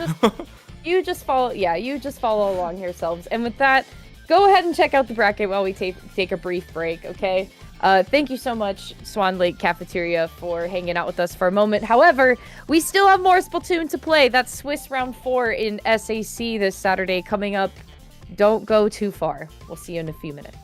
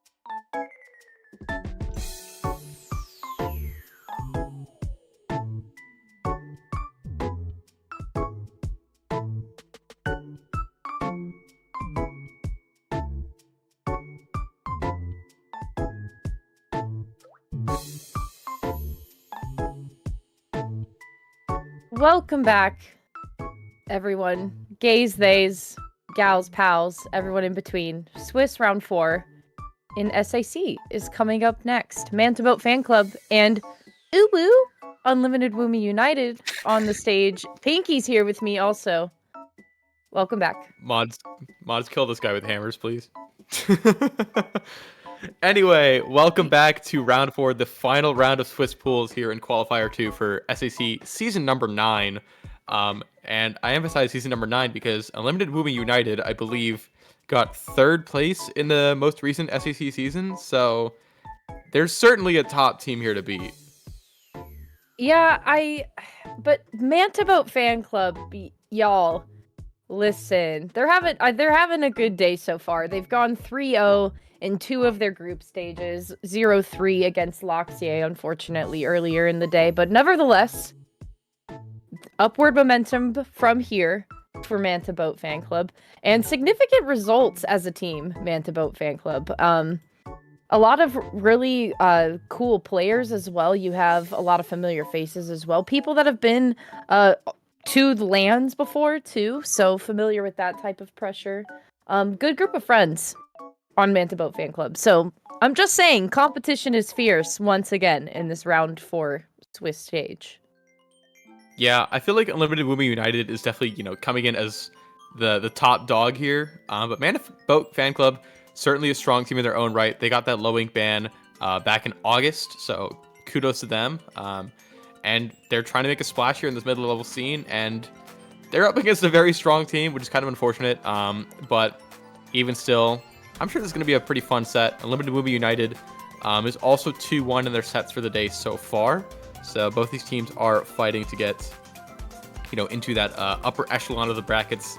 I believe the way it works out is that the top 8 are going to make the gold bracket, next 8 make silver, and the next 8 make bronze. So a set win here would be really nice for either of these teams, especially, a decisive 3-0, just to score a little bit of higher differential, so to speak. But yeah, I think it's going to be a fun one. Yeah, this is a similar narrative too that we saw earlier with the Jelly Squids match. You have Manta Boat Fanclub. You have people that are well experienced, well versed in the game and in comp and what can be done.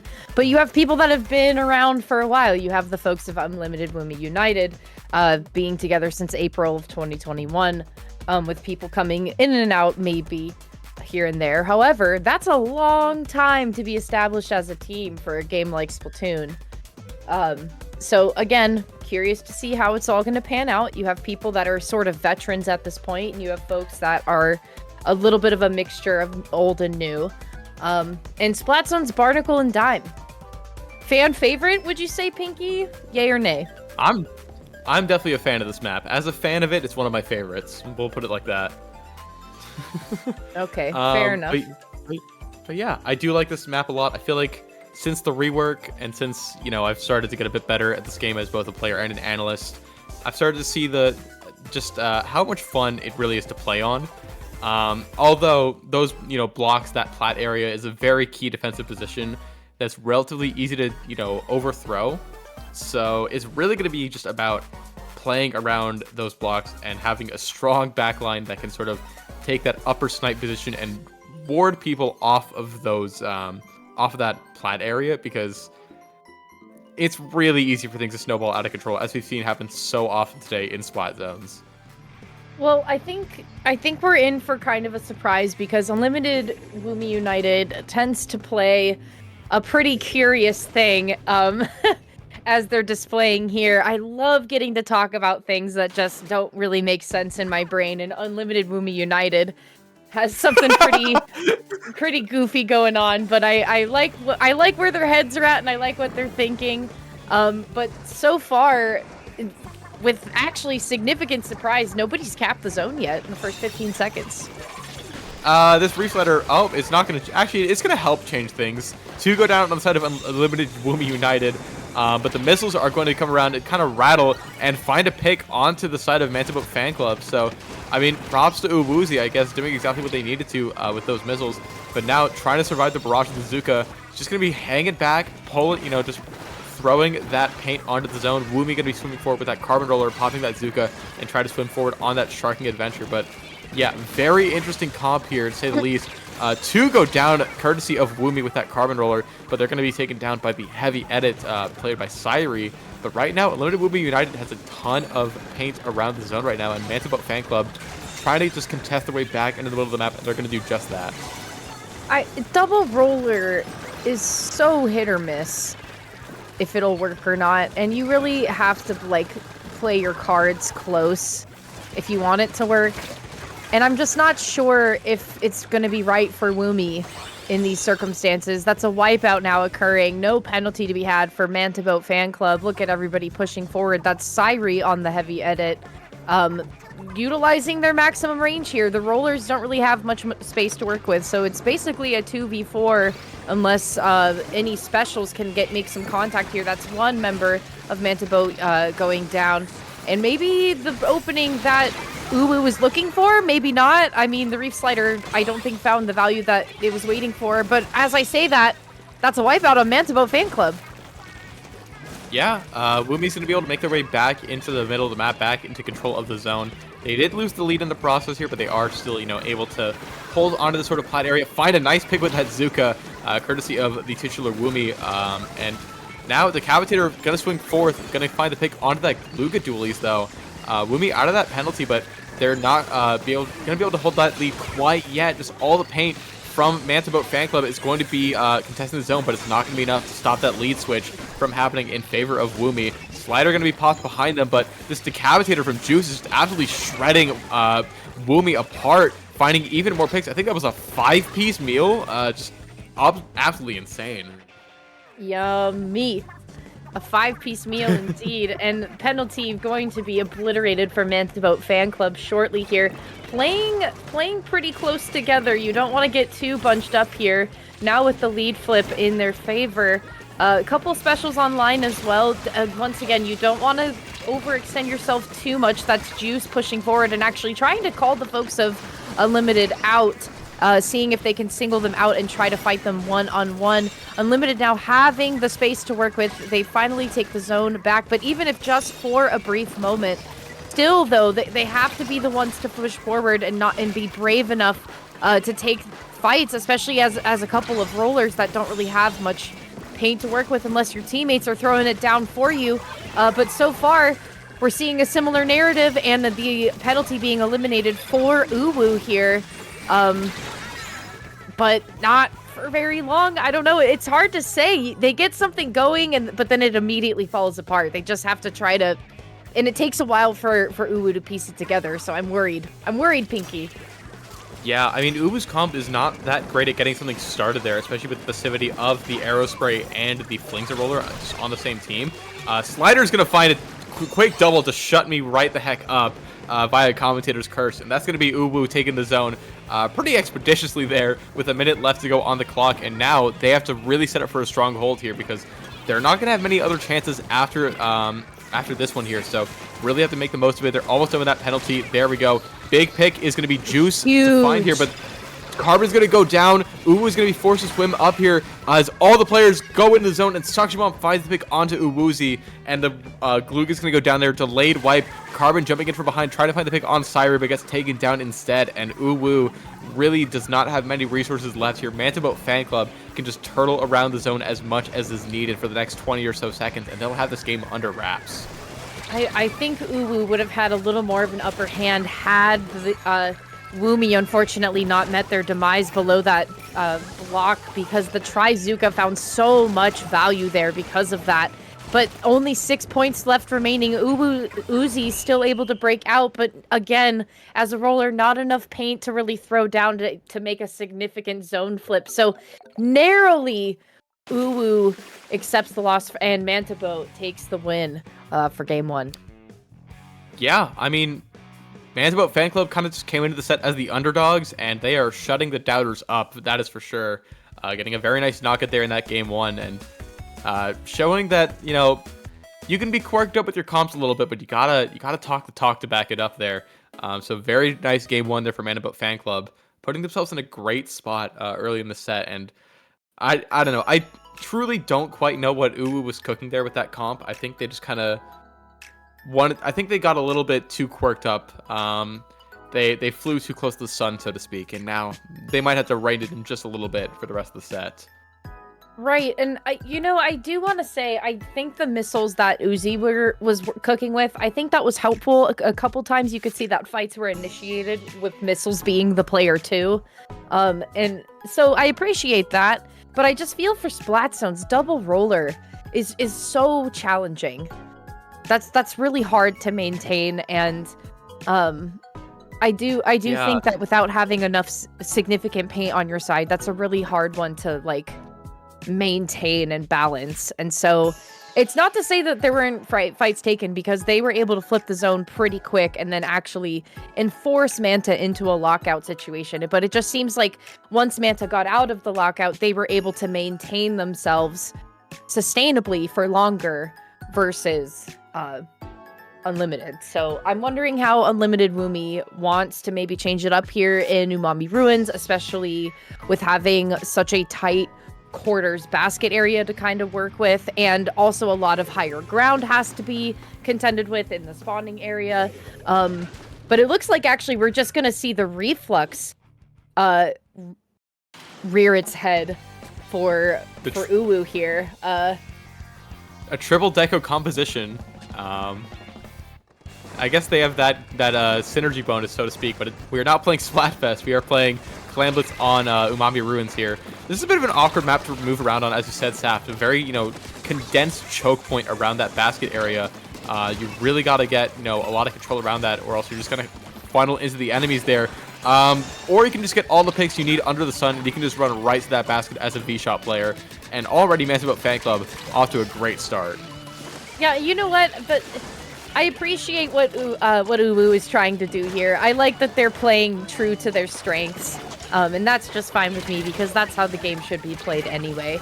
Unfortunate for them, though, Manta Boat Fanclub having a pretty strong opening. Now having the numbers advantage, though, this might be where the push stands.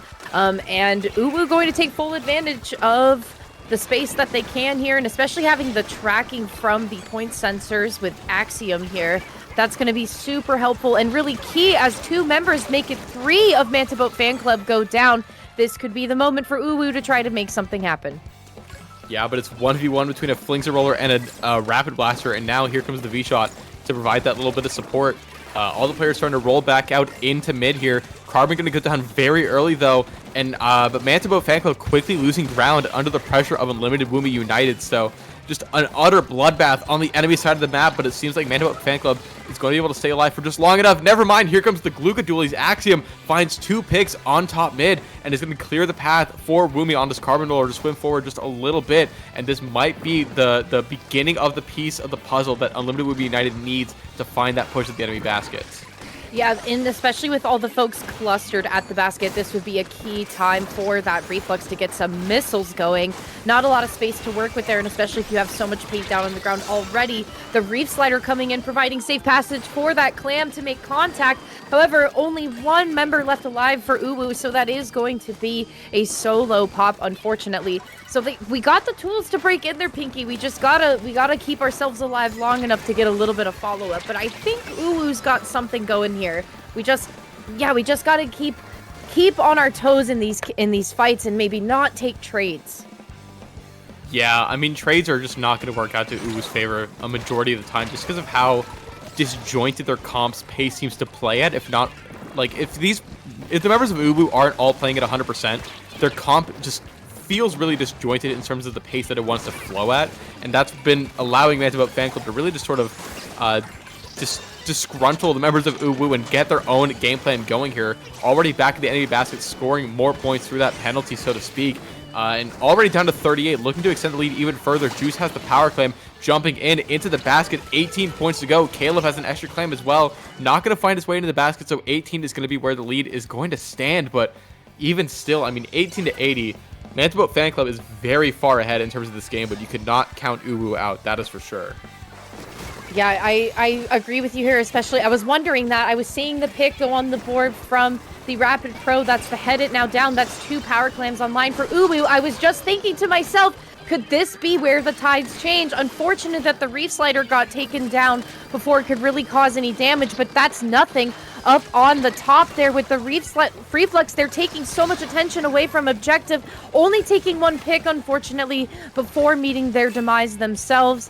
It looks like the folks of Uwu are still trying to get another power clam online. However, Manta Boat Fanclub super quick to respond with a power clam of their own, and so many loose clams to follow up. But Pinky, look at this. It's like, as we talk about it, it's like you think the scenario is going to change, and look at Nothing being so brave trying to push Syri in the corner here. I mean, goodness, Uwu is really trying to be a little more gutsy here, I think.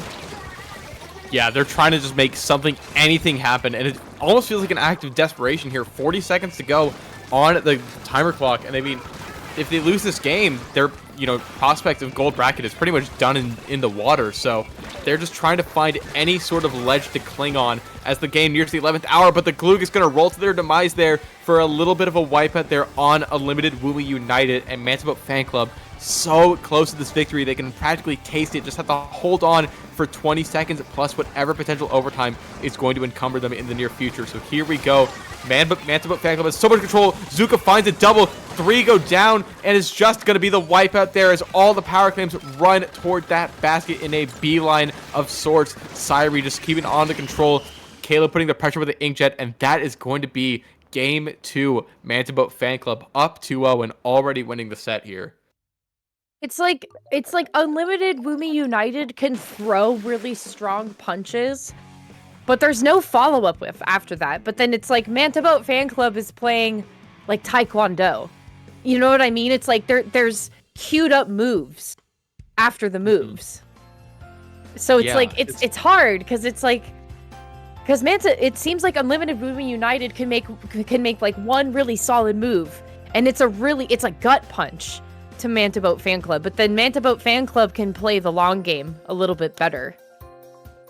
Yeah, I mean, it seems like the game plan is like, okay, we get the Gluga, we mark them with the point sensor. Then once we know where they are, we send the slider at them. Once we send the slider at them, then the Carbon and the Gluga dually swim forward.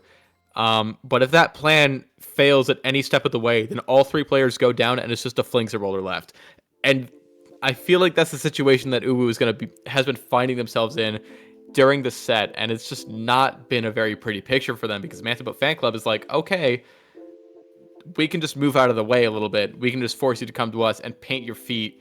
And Fling's it does fling paint, but it has a lot of windup between those flicks, and that just means that Unlimited will be united with those shooters, with the stuff like the V-Shot and the Decapitator just paints the floor so incredibly well and has a lot more options to move around in these sort of team fight scenarios. And just that added freedom has just been giving them the edge over and over in both of these 2 games.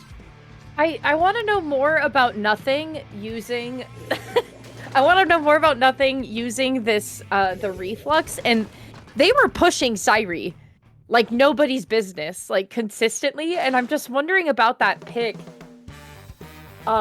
And I see that they're moving on to Aerospray, which is fine. You do you. But I feel like they have the bravery to like push the backline so freely. And so I just really appreciate that as most people would say, the pick is really off the wall. However, even with maybe a little bit more bizarre picks than what we're used to, I appreciate both of these folks having fun, especially because the Rainmaker pickup, the fans of Unlimited Woomy United are going to make contact with it first. Yeah, Uwu's going to be grabbing the Rainmaker, not quite scoring a point yet, but they are well on their way to do that. If they can just clear the enemy flat, the Cavitator is going to go down. Woomy doing great in the Sharks now. He's going to find 2 picks, trying to find the pick onto Sairi. He's going to do just that, a triple from Woomy to clear the path toward that first checkpoint, and that's an early break here for Unlimited Woomy United. This is exactly what they need.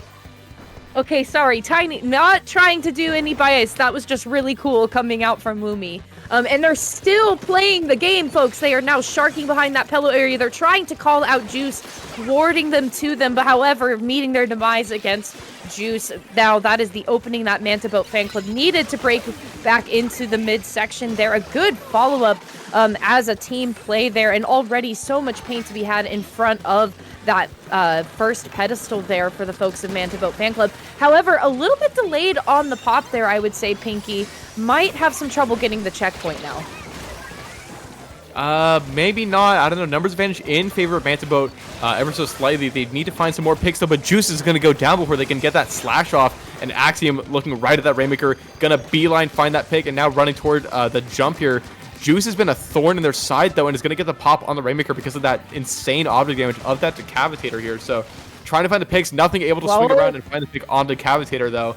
And that's 4 versus 1 in favor of Uwu, and they still have the checkpoint to hold off.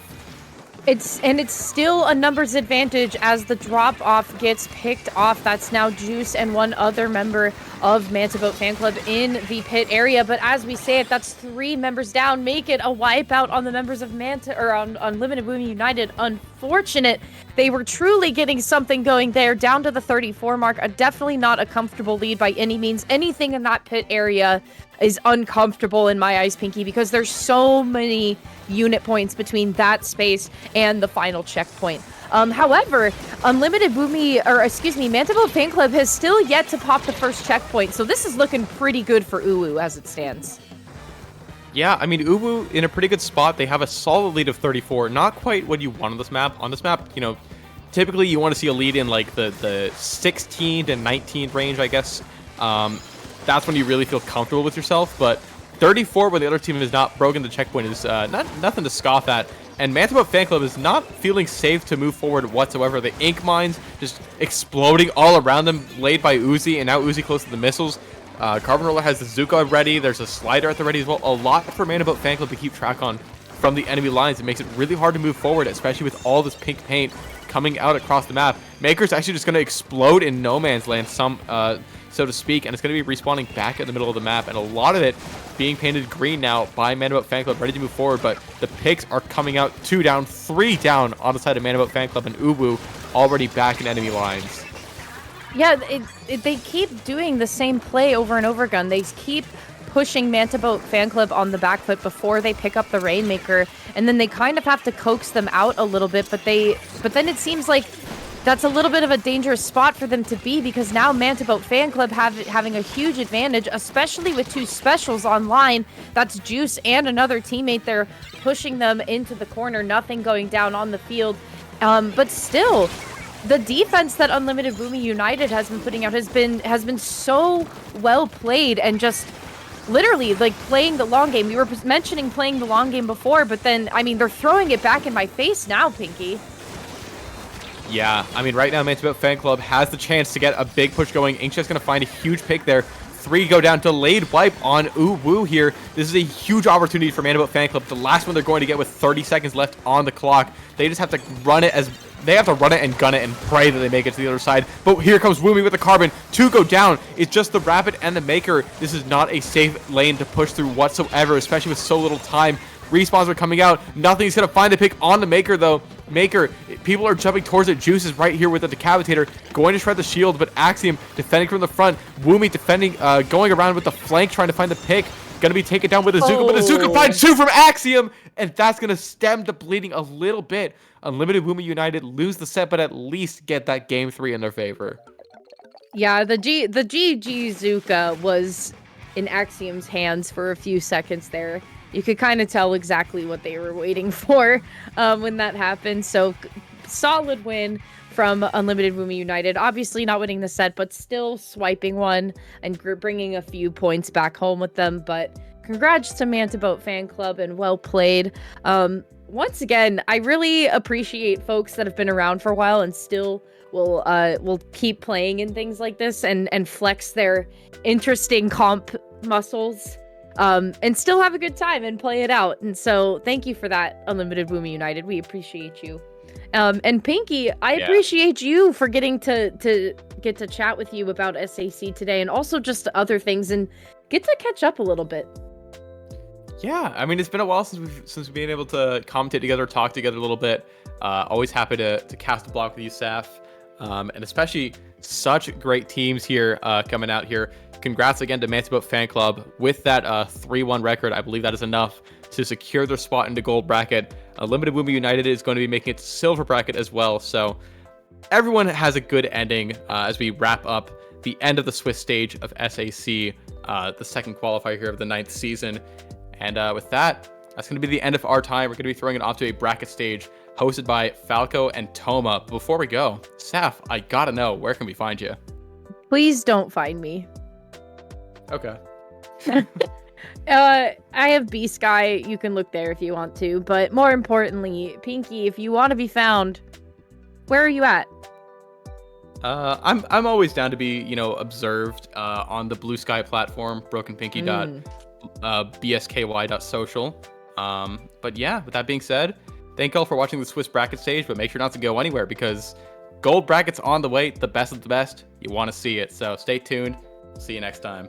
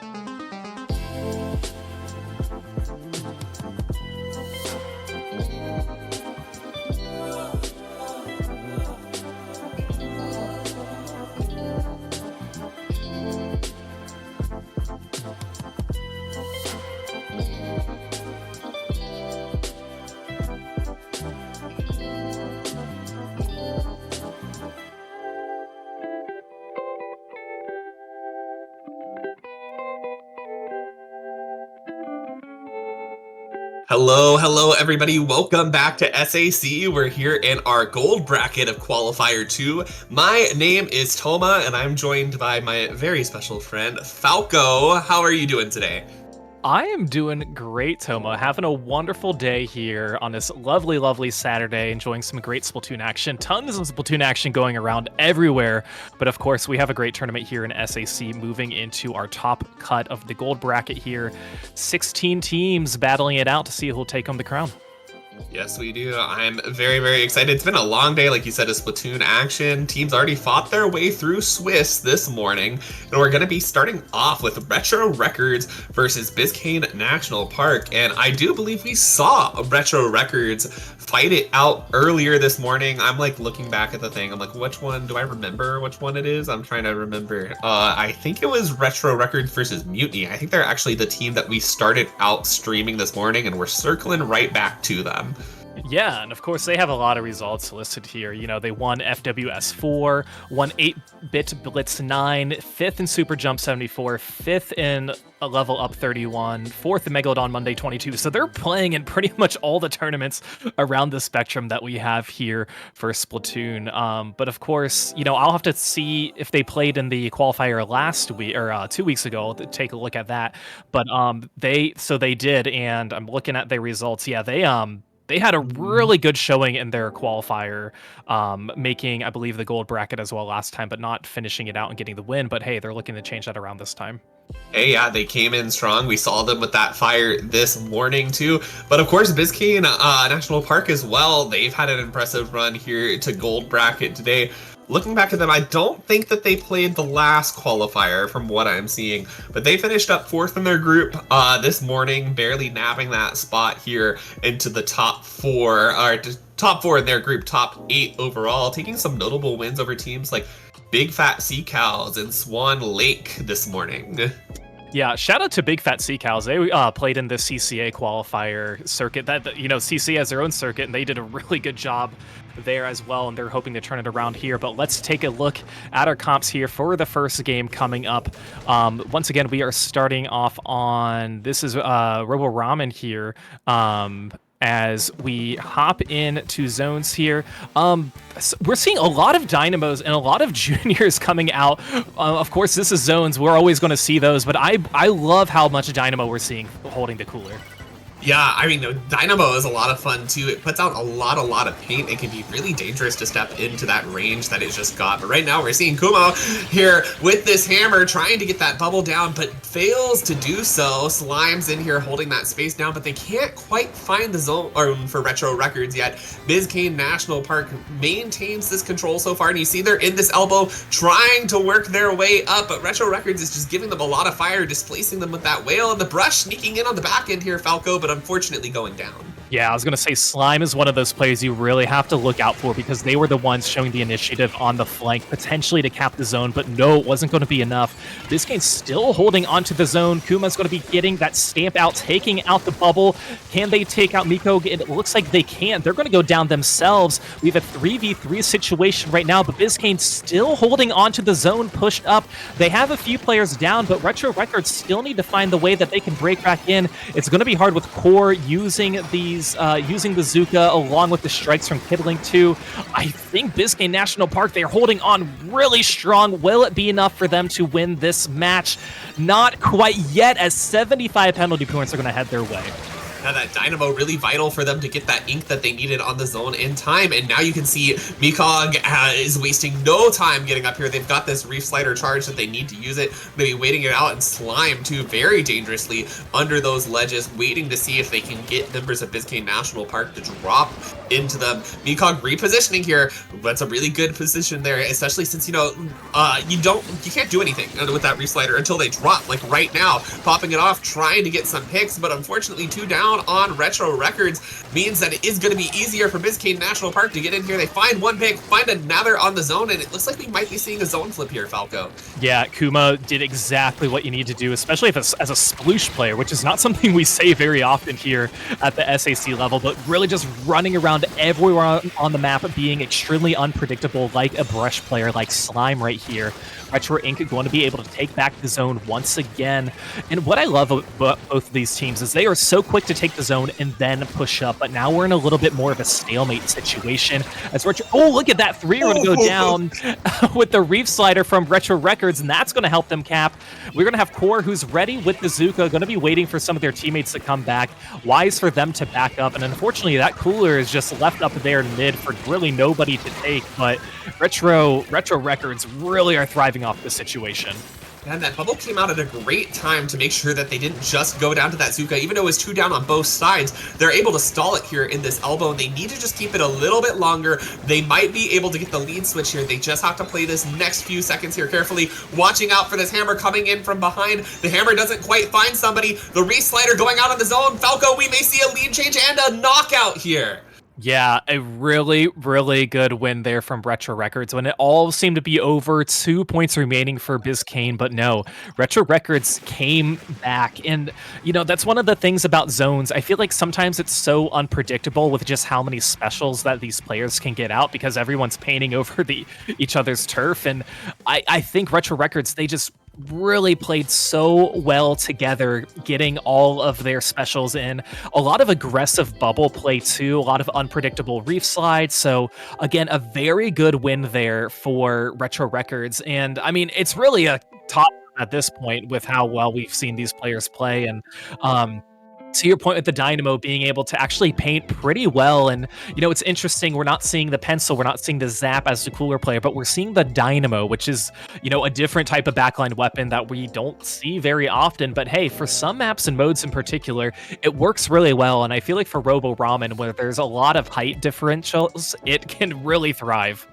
It definitely can, Falco. It's fun to see those. I mean, even Sploosh, we're seeing kind of a non-conventional picks out here, but they're really trying to play to the strengths of those weapons. You saw the really aggressive hammer positions that they were getting into clear space forward for their team. Unfortunately, didn't quite work out for them in the end, but we saw how vital it was. It was vital to getting to that 2 points left, Falco, and that's nothing to scoff at on a map like Robo Ramen. Holding that lockout, really, really, really important there. And I think what you said, going back to Retro Records, they were just calm, cool, collected. They didn't let Biscayne National Park ticking down those points intimidated them. They knew that, like, hey, if we're gonna break back in, we need to do this at the right moment. We've got to wait for it. There's no rushing for it, because if you do, you're gonna go down, you're gonna stagger, and then that's gonna be the game. And they held beautifully. They waited for those perfect bubble positions, and it all just worked out for them. Yeah, and that's one of the hard things too when you're trying to overcome so many penalty points that literally every second, every tick matters, every second counts when you know you need to push in and try and, you know, cap the zone when you want to time your specials and everything like that. So for Retro Records, again, they just came out on top for that specific one. Now, of course, if this game were to end or last about 10 more seconds, of course, it could have been the other direction and Biscayne could have been thriving. But let's take a look at the comps here. Once again, we're seeing the same from Biscayne, and I believe the same as well from the side of Retro Records too. Both once again sticking with their dynamos as their coolers. Kuma sticking with that all swim speed sploosh that we see during a lot of turf wars and whatnot during Splatfest. But hey, we're bringing it back into comp once again. 2 players going to go down on each side, and we're going to see neutral play here as Jenny's trying to get some picks. We can see a Dynamo versus Dynamo action, but no, it's going to come away with Retro Records winning that one. Yeah, but, you know, Falco not able to move this tower very much off of that until we see this wipeout, and they need to get in front of this tower path fast. This is one of those kind of like, if you can't get past this first checkpoint, it might stall a lot of mid, but once you get that space in front, that tower can snowball. We're seeing Kuma here fighting it off with Mekong. Mekong gets that pick. That's going to be great for trying to defend the second checkpoint, especially from this Greats area, but they have to watch out for that Zuka. They're able to take it down, Falco. And now Biscayne needs to think about whether they want to push her back off, and it looks like they chose correctly there. Backing off right there, I think, was the right decision. Gets them in a better spot for defense and keeps them alive longer. Yeah, they, you know, were very quick to take that first checkpoint as they pretty much had a full team wipe and were able to cap it. I think they could have maybe pushed it a little bit earlier to maybe get that second checkpoint, but hey, it's really tough when you're in a 4v4 situation at that second checkpoint. But now Retro Records trying to counter what Biscayne did to them before. Can they do it? They are able to take the lead. There's not going to be much taken at the checkpoint. We're going to have one Reef Slider come out for Mekong, but that's not going to be enough as they are going to get a trade against Kuma. So honestly, if you're Kuma, that's going to be working out for you. But I mean, right now you don't have the lead, but we have a very, very neutral game. Yeah, Slime here waiting on the side patiently to see if they can catch the members of Biscayne off guard. Popping out, getting that Zuka looking, finding another, see if they can make that the triple. They're able to do so. Maybe they can get a quad here, but they're going to be forcing that bucket player to back off here. They're going to pop stripes and walk right up on them. Slimeser is putting in a lot of work for Retro Record. Just look at this kill streak.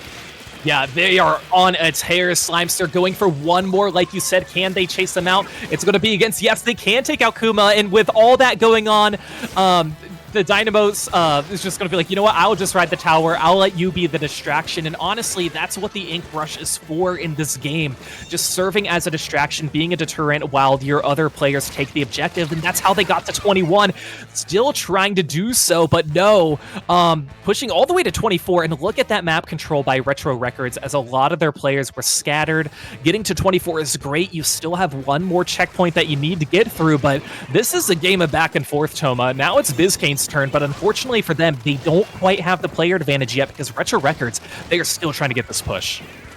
Absolutely, and now they even, if Slimeser wasn't on their radar before, they've got to be now. You've got to keep an eye on that Ink Rush because they have one more chance to try to get this. They have to win this game to stay alive here, and they're trying right now to deal with this Dynamo, getting them out, trying to clear more space for the tower. It does break that third checkpoint, but with the Dynamo raining down Ink, it's difficult to keep it advancing. They've got some jumps in. The Dynamo going to be putting a stop to them, and they're going to be able to clutch it up, but now, Falco, they've got to almost knock out to be able to take this game back.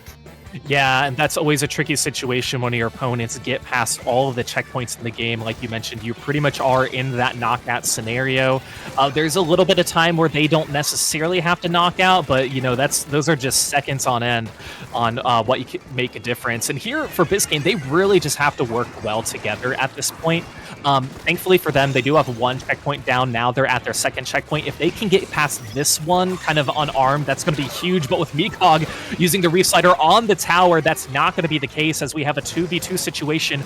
But Core is still here trying to keep hope alive for their team. They're going to be backing out back into mid, and it looks like the tower is going to go back in the favor of Retro Records. So that push, you got a little bit towards the tower, but a little bit towards the checkpoint. Unfortunately, you couldn't get all the way through. So in the end, that is a huge win for Biscayne for that push.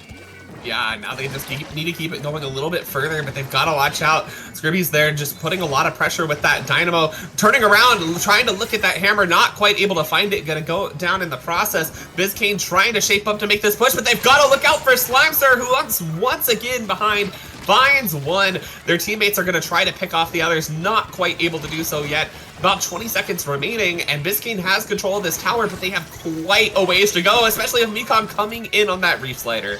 Yeah, that's the second time we've seen Mikog do that, use the Reef Slider on the tower and then just kind of sit there and have to jump out. You really hope when you do that, you can at least take one or two players down. This is going to be the last push here for Biscayne. As they have two players alive, it's going to be this. Oh, the tower was uncontested, so Retro Records able to get that win after what we mentioned, that dominant push all the way to 6, and able to just not let Biscayne get much past mid. We're able to get a little bit past mid after that cap, but with just all of the amount of paint, especially from Slime coming out using the brush as being unpredictable, all of the paint really helped them secure the win and again not let Biscayne push any farther.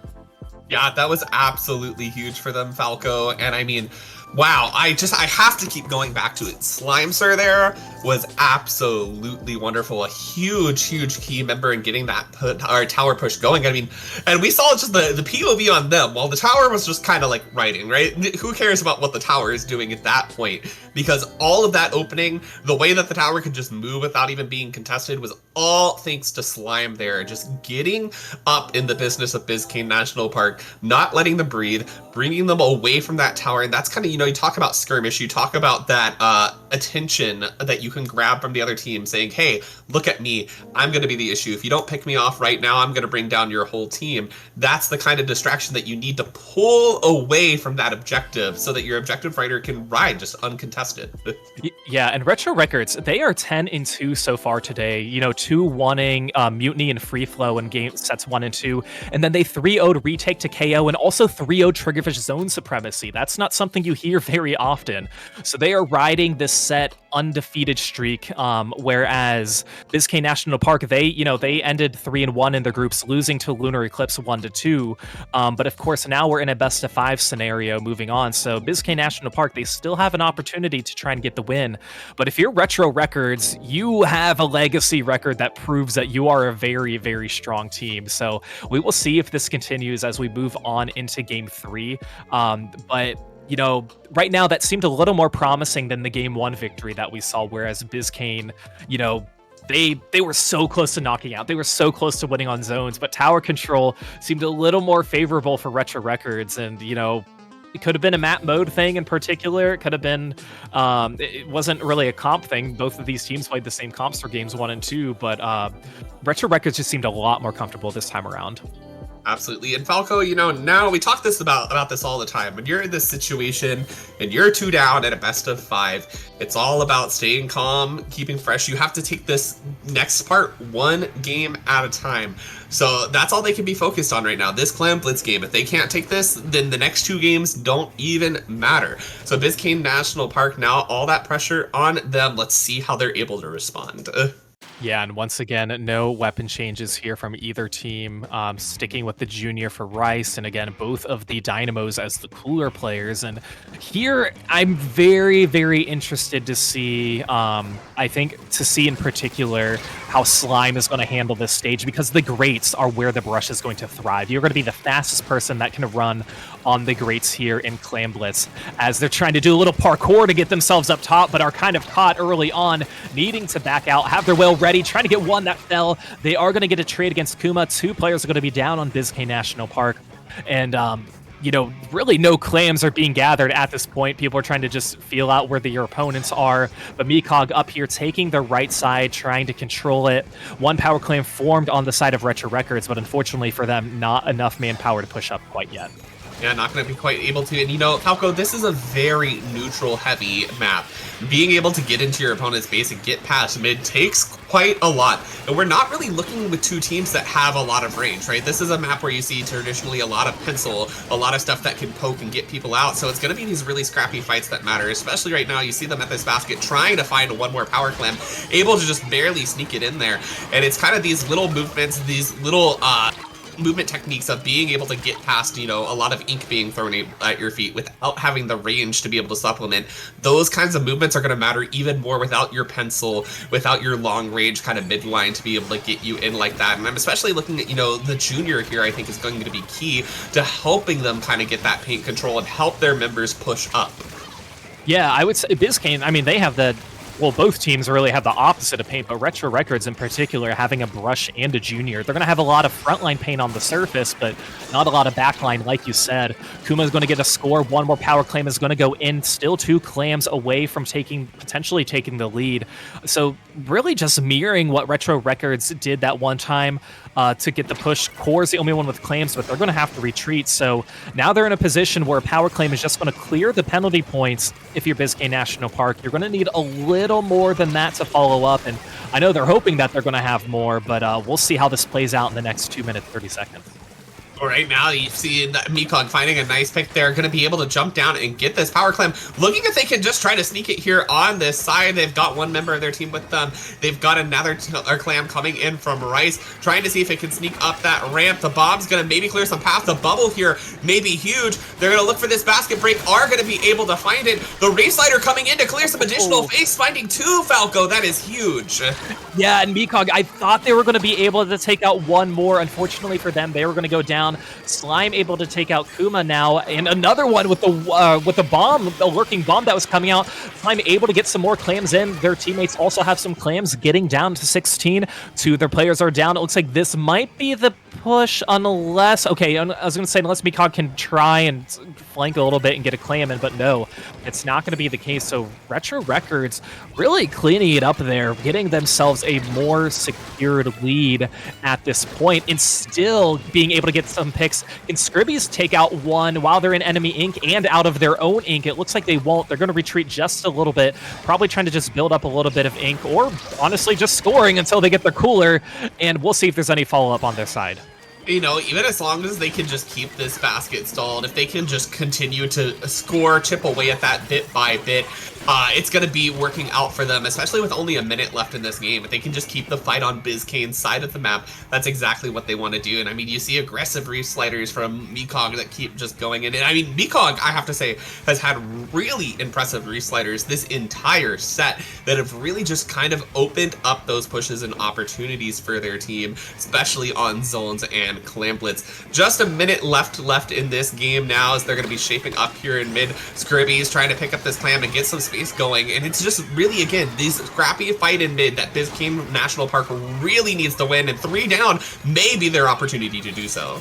Yeah, they're really trying to stamp. It looks like it's going to be coming out now, but no! Scribby's is going to be taking them down, holding that power clam. But again, Biscayne, they have control of mid. They have the players pushed up, but not a lot of paint. But we can see some of their players are pretty scattered. Core's going to score. They also have their Trizuka ready, Kiddling trying to stay alive and able to really dive down and keep themselves afloat here. But are there going to be enough claims for Biscayne National Park to try and get this push? It looks like no, with 2 of their players down. And this, unfortunately, is at the worst possible time it could happen, as we have about 5 seconds left. And there's going to be the power claim jump and the score. And that is going to be the game for Retro Records, winning this set 3-0. That was impressive. I think they even ended that with a KO, getting that last clam in at the last. No, it didn't count. Okay. I was like, I know they threw 1 power clam with 16 seconds, or 16 count left, but it looks like it just did not count there. But still an impressive end of that game in style for Retro Records, cleaning the setup with a very, very impressive 3-0. And you know, Retro Records, they are a team that has been doing really, really, really well if you have been keeping track of them. And they're a team that I think has been gaining a lot of notoriety there in this mid-level. And I think that they're really doing exactly what you want to do in this tournament, which is just making a name for yourself. Yeah, and of course there are lots of opportunities to do that. And again, there's no better tournament to do that than SAC. But like we mentioned, Retro Records are going to be moving on to the semifinals here. And speaking of semifinals, it's going to be Manta Boat Fanclub versus the Cafeteria. That's going to be coming up next. But before we get to that, we are going to take a quick break. So you guys don't go anywhere. You're watching SAC here on IPL.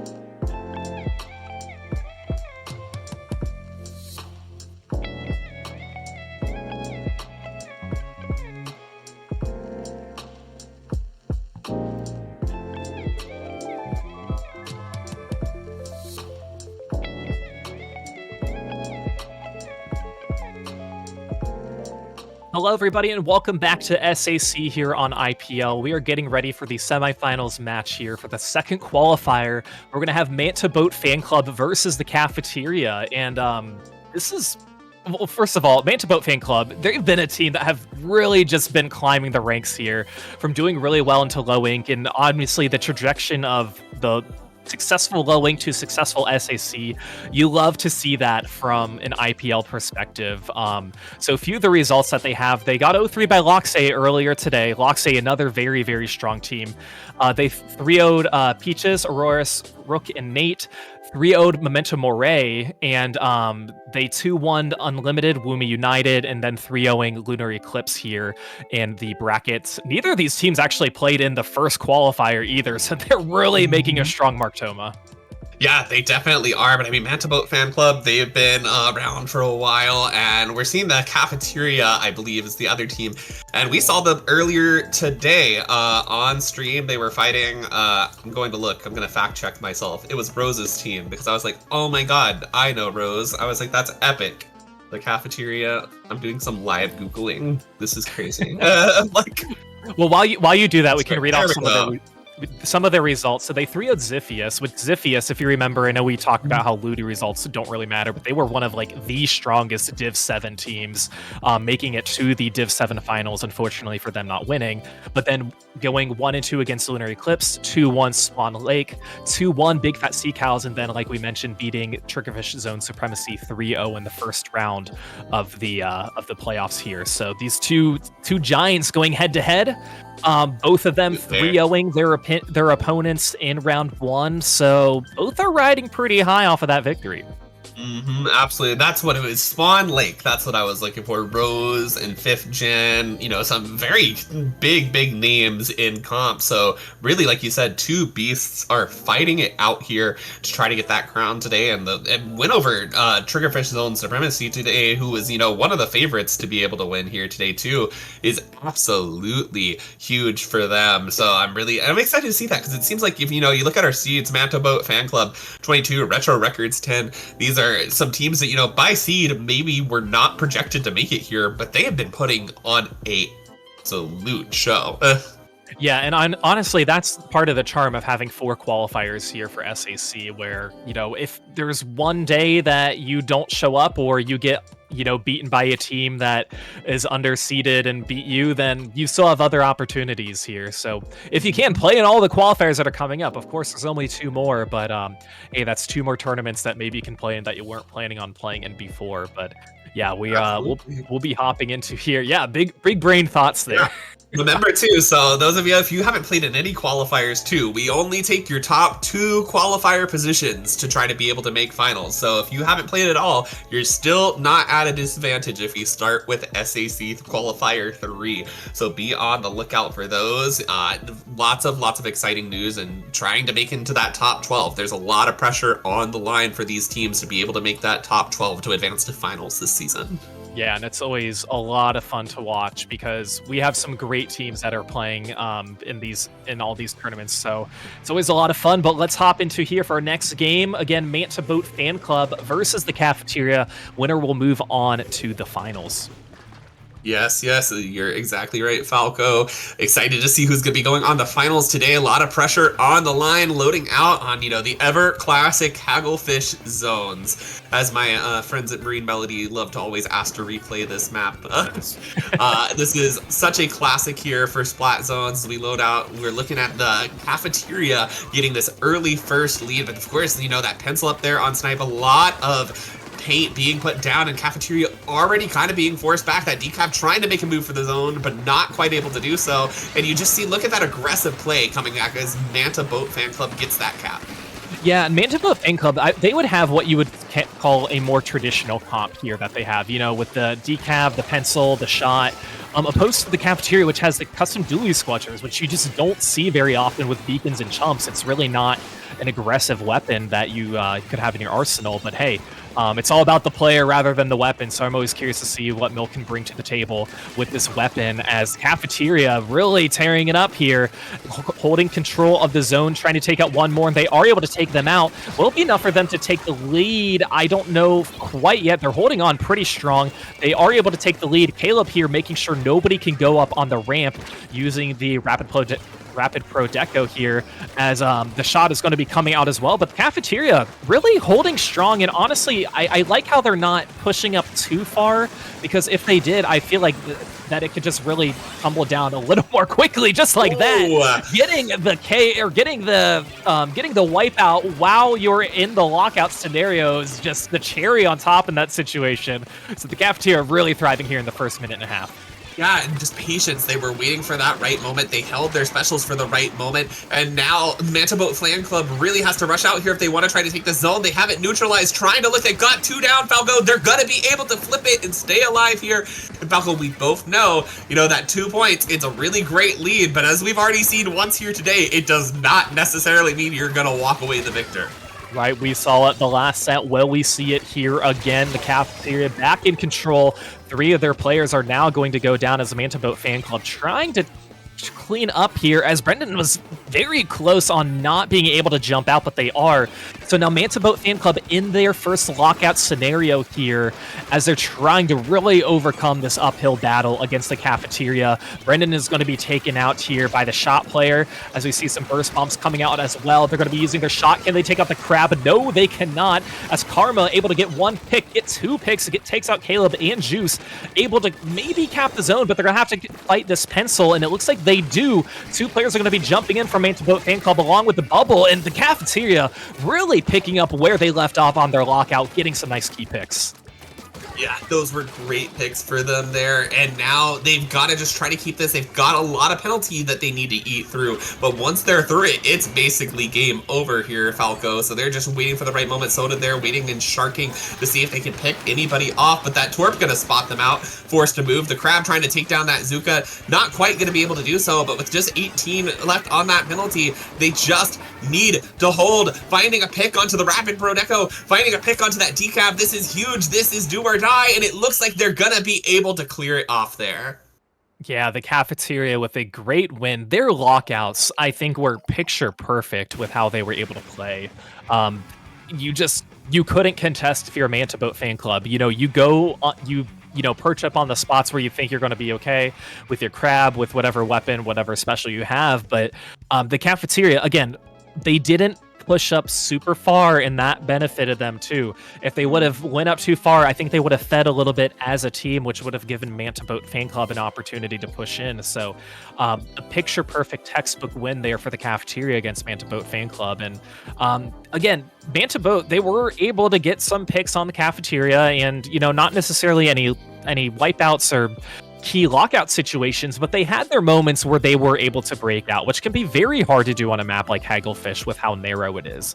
So they had their moments to shine in that game, but they were able to cap right when it mattered most, right before the Cafeteria were able to get the knockout. So they prolonged that match, and we'll see if that's going to repeat as we hop into game 2, Barnacle and Diamond Claim Blitz.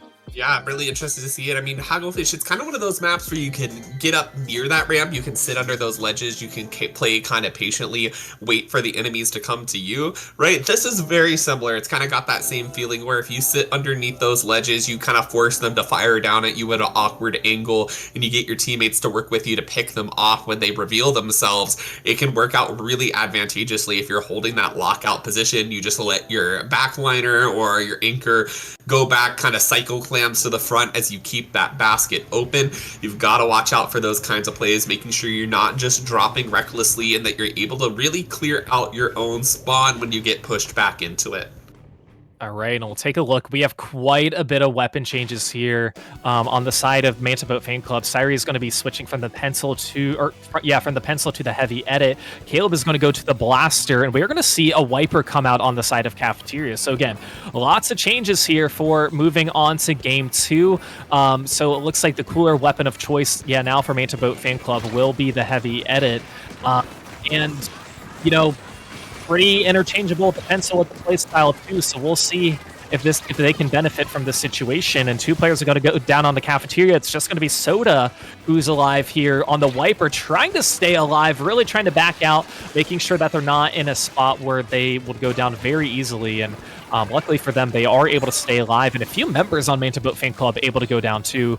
So Manta Boat able to really try and push up into mid, still trying to identify some of these picks. And again, it's Claim Blitz. You got to feel out where some of your opponents are first before you really want to make a push. And again, that's kind of the state of the game right now. Absolutely, and I mean, getting that push started is really the hard part here. Like I said, once you get into that lockout position, it's pretty strong. You can hold it well if you know what you're doing, but getting past that, trying to get that lockout started can be quite difficult, and they're doing a good job right now of just really trying to make sure they take their time, they don't go too fast, you know, potentially wipe, which could be utterly devastating. They're holding this great positions. You look as this heavy edit is just trying to fire, give some coverage to their team, but the Crab Tank coming out in defense too is going to be wonderful as well. Juice on that side, finding a nice pick, but you just kind of see them trade blow for blow at the moment. Neither of them really getting that established territory that they really need to get into that basket area. Getting into there is hard, Falco. Yeah, Soda's going to try and break it up a little bit by using the stamp. Unfortunately for them, they're going to go down to Caleb, who is going to get a pick, and really the rest of Manta Boat Fanclub able to get some picks too, but no, it's going to be the side of Cafeteria now. This is going to be an opportunity for them, but no, they're going to go down to a bomb, as we see lots and lots of trades here. And again, 2 minutes into the game, no power claim pushed yet, and that's just going to make any power claim and any score more important as the time goes down. But the Cafeteria once again back in control. Soda with a really nice pick there on Caleb, the Blaster player, as they're holding 7 claims, have their stamp ready, so they're probably going to wait until they want to push with Karma, who might be using the power claim. If they can rescue it in time, we will see, as Soda's holding on to the stamp, and they do beat up, but there's also a DC that happened right at the halfway mark, but they're playing it out here, Toma, so it looks like this will continue on.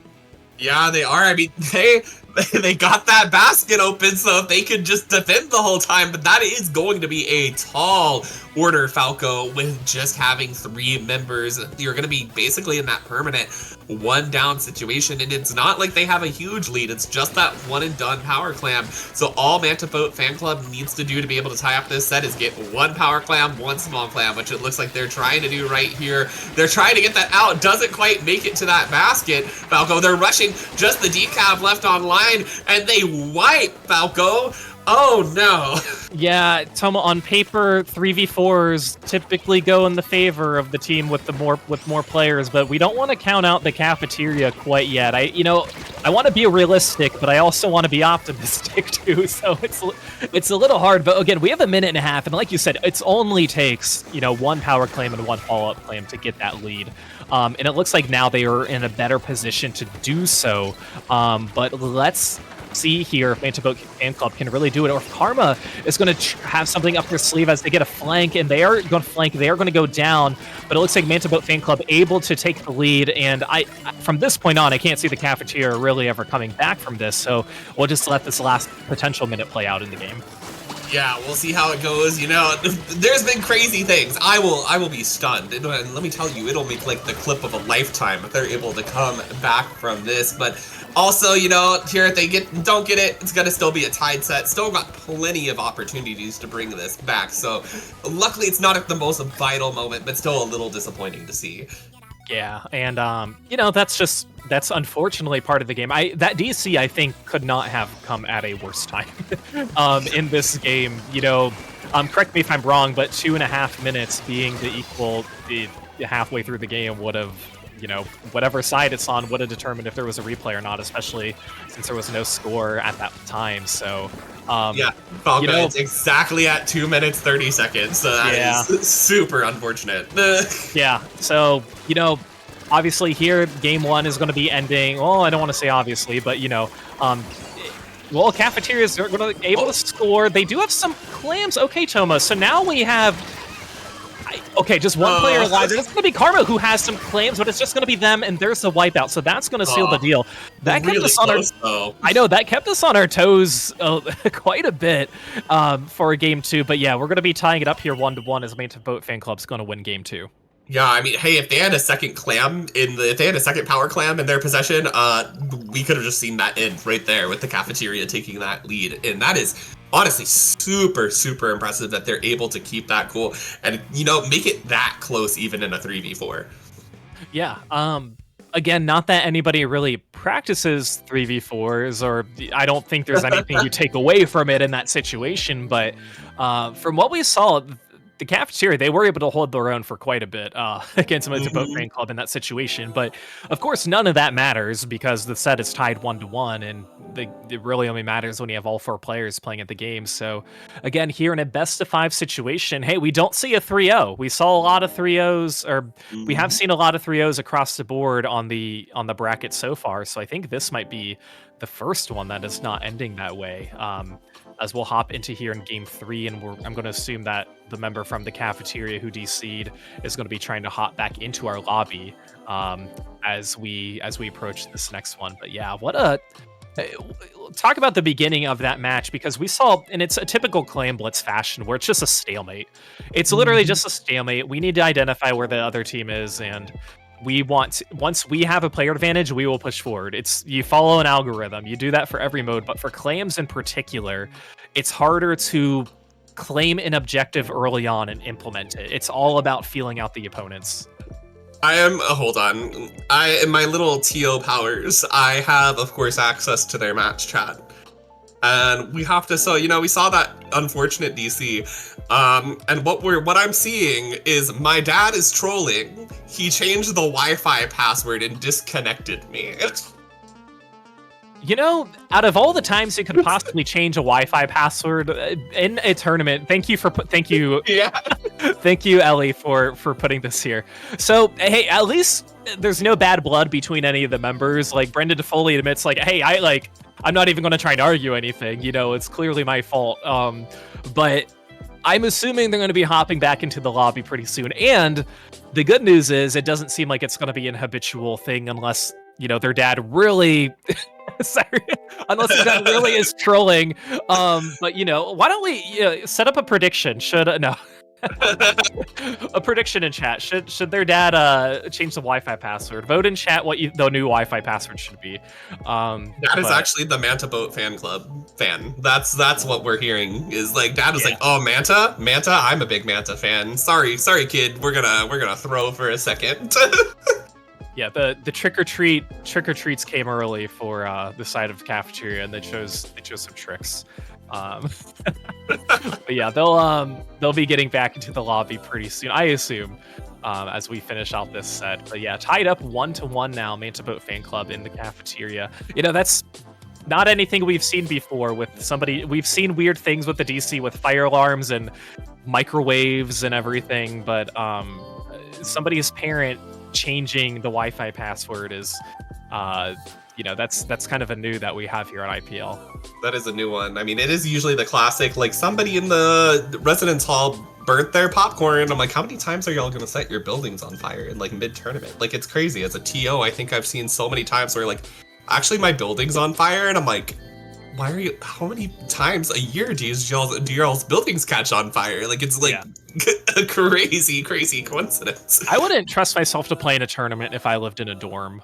I had really done that. It was a bad idea. I had really spotty Wi-Fi when I was in college, and just like the shenanigans that happen, I'm like, I would not trust myself at all. In that situation. But we've seen weirder things happen in some of these tournaments with DCs and players and everything. I'm seeing if we have a score update from the other set that is going on. I can pull that up. I don't need help from our lovely producer. I think we're 1-1 right now.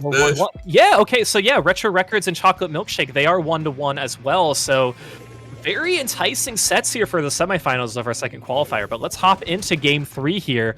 Once again, tied up 1-1, and again, quite a few changes here. As we do see, Milk is going from the custom dually squatches to the dually squatches with Wave Breaker. Again, not a weapon that we see very often, but it looks like Manta Boat Fanclub sticking with the weapons they had before. Yeah, this is gonna, I mean, if it works for you, no need to change it. And, Scorch Gorge, I'm excited to see what they're gonna be here. We've seen how aggressive both of these teams can be, Falco, and aggression is the key here on Scorch Gorge. It turns into one of those maps where you rarely see KOs. It's just about how far up you can push it up that ramp, so that speed and working together is gonna be ever so important here. Is right now, we see Manta Boat Fanclub get that early wipe. They're gonna be trying to paint up mid, get control before they take control of this Rainmaker, making sure that they have the space to work with. Picking it up here, as you see, they're trying to work their way around this pedestal and see if they can create some opportunities for their teammates. But obviously, Helgo, this is one of those very heavily contested things. I feel like matches here either stall at the first checkpoint for half of the entire game, or they're up to 5 remaining in the blink of an eye. Right, and honestly, in that opening push, that was saved by Agent, that push, because they were one of the only players alive and were able to flank and get a pick on the Rainmaker. So they really kept Manta Boat Fanclub in the game at that moment. And, Manta Boat Fanclub, they were able... Oh, and there's going to be 2 down trying to pop the bubble. Can that be 3? Yes, it can. So the Cafeteria really wants to capitalize on this. They have a lot of paint that they need to kind of clean up. A Wavebreaker's thrown for Milk in a very good spot, kind of hidden, but it's going to be quickly taken out by the heavy edit player on the side of Manta Boat Fanclub, as Cafeteria trying to push towards that checkpoint, and it looks like they're not going to get there, only getting to 88. So Manta Boat, a really strong defensive hold there, as they weren't allowed the Cafeteria to really push forward at all. Yeah, shutting down that hammer was, I think, a really key play there to stop that, because that hammer was pretty much in prime position to wipe out 3 of them, and they were able to take it down before it took out any of them. And we definitely would have seen a check break in even more if that hammer had connected to their targets. And now it's left Manta Boat trying to push, and they're having to back up. Look at this. They're up there on Snipe alone, as Brendan finds the pick there. They've got jumps in, too. This could be a bad spot for Manta Boat Fanclub, as the Cafeteria is just looking here, trying to see if they can get up on this side. They know that they're under heavy pressure if they try to just swim straight up that wall, so they're not going to be able to do so. And it looks like Manta Boat Fanclub with another great defense, able to pick them out, push them all the way back, and now just that 52 on the respawn as the Rainmaker resets in mid. Yeah, Manta Boat Fanclub played that perfectly. They were able to not allow Cafeteria to pick up the Rainmaker in a pretty questionable spot, and able to get some picks, and at that, able to clean up mid very, very well. They're still holding on to the lead. They do have 2 specials ready. One is going to be a whale, one is going to be the special from the Cafeteria, but it's not going to be used quite yet, as Brendan's trying to stay alive from behind the wall.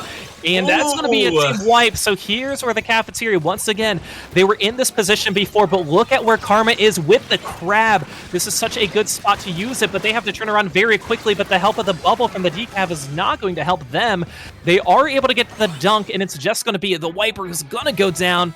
So that was an opportunity where you just need to pick up the Rainmaker, touch it, move it an inch forward to take the lead, but unfortunately for the Cafeteria, that was not in the cards for them.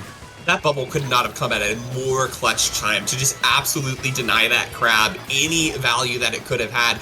And now you see they're just on the rocks here as another wipeout happens. The Cafeteria trying to get, this Rainmaker popped up in a fast position again. And they've got to really play this carefully. They still need this checkpoint, Falco. And it's not like they need a lot after the checkpoint. So they really just have to play this a little bit more patiently. But they're still not quite able to get forward. Just Soda alive, looking to see if they can picks with that hammer, not quite able to do so.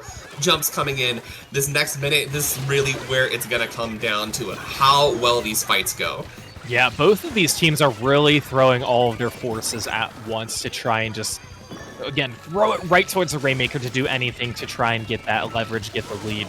And I think, like you mentioned, even though it's just a 1-point lead, it is a checkpoint lead, because again, if you're the Cafeteria, you're going to have to get that checkpoint and then get the pickup after that. So that checkpoint is absolutely crucial to defend if you're Manta Boat Fanclub. And it looks like right now they're going to try and defend a little bit here in mid, not really picking up the Rainmaker. They realize they don't want to push it, but they're going to have to take out Karma, who has the crab, as Syri's going to try and take them down, but Syri is going to go down.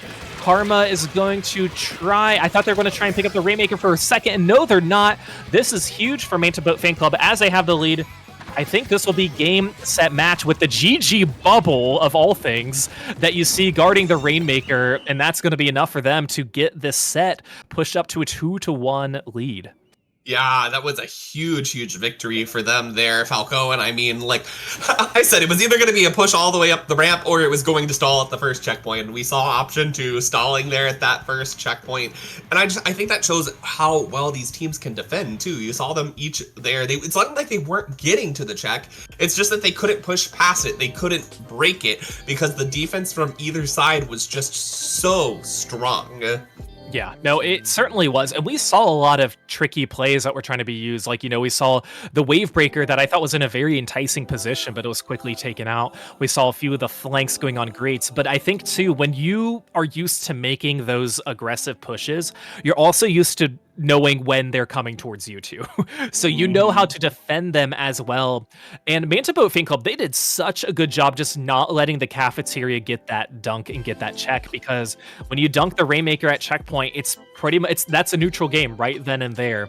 The fact that they were able to prevent that in the first place throughout the entire game is absolutely huge, and a nail biter of a game too. And to be honest, going from game 2 to game 3, I didn't have as much confidence or as much credit I should give them based on how they performed in a few of the 3v4 situations in the Clan Blitz game. But hey, Manta Boat Fanclub, they are here to stay. They're looking for one more victory here in game 4 to move on to the finals.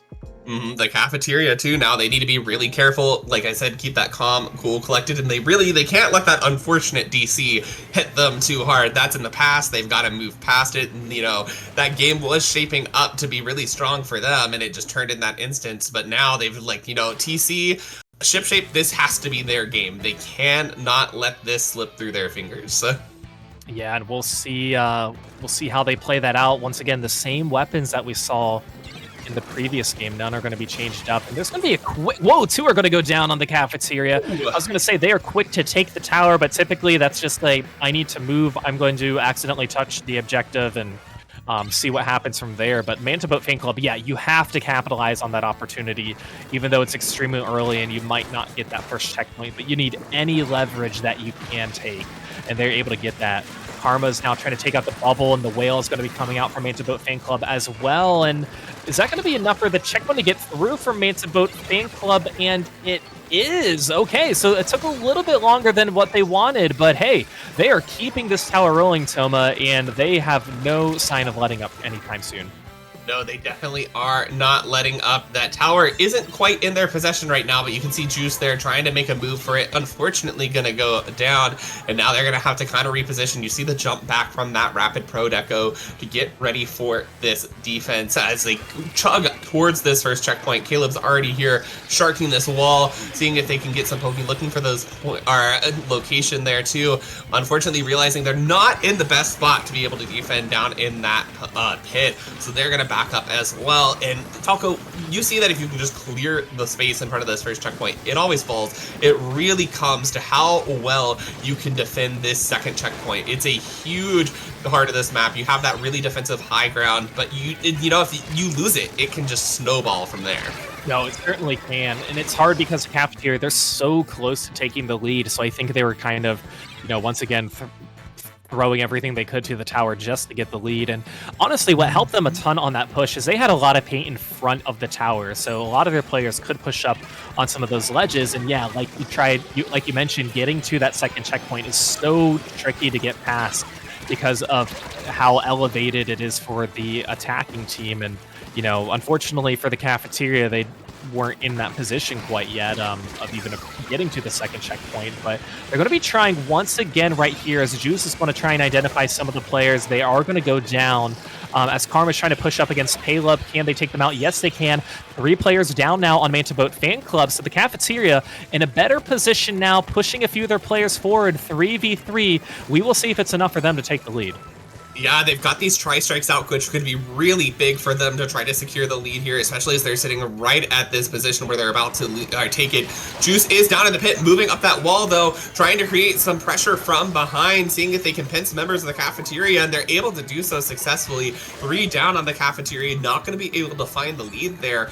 And we kind of see Juice keeping and doing that. Juice kind of works themselves into a great position to get in between the members of the Cafeteria and pinch them off, cut them off from from each other and just deny them those resources, access to ink, having their teammates to fight with, and it's really working out well for them as Manta Boat Fanclub again is just starting to turn this map blue, and they're going to be trying to take another go at a push.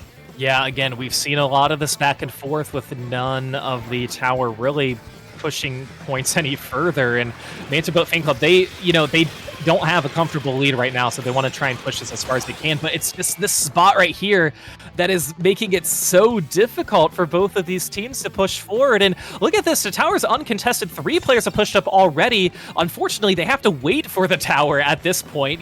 That's what's hard about pushing up early enough. You don't want to reveal yourself too much or jeopardize your positioning or anything like that, as Agent is sharking under the tower. Can they take out the crab? No, they can't. Brendan is going to take them out, but will it be enough for the Cafeteria to take the lead? And it looks like it is, so they're able to get it and have a player advantage at that. Syri is one of the only players who's alive who's behind the tower at this point. Agent going to be trying to hop up on there, taking down Milk, and they are going to get a trade, so pushing to 27, getting to that 3rd checkpoint is a huge benefit for the Cafeteria. Absolutely. Now, if you are Manta Boat Fanclub, you really need to make sure you can get in there, get pushed ahead of that tower, and really you need to secure that top right-hand portion of the map. If you are Manta Boat Fanclub, you're making that push. You need to get rid of their defensive ground to be able to get further into checkpoint 2 than the Cafeteria here at this moment. But Manta Boat Fanclub, they're gonna be starting this. They're gonna be working at it. They've got this whale out potentially to use. They're already pushed up really far. They really need to secure that top right-hand side. And you see them trying to farm up this strike. Soda's trying to get them out, get those GG specials ready. They're gonna be throwing them there at the tower. The members of the Cafeteria are gonna rush that tower. They're going to be able to save it there. Now, Falco, we are tied up 2-2 going to game 5. Yes, it's such an exciting match.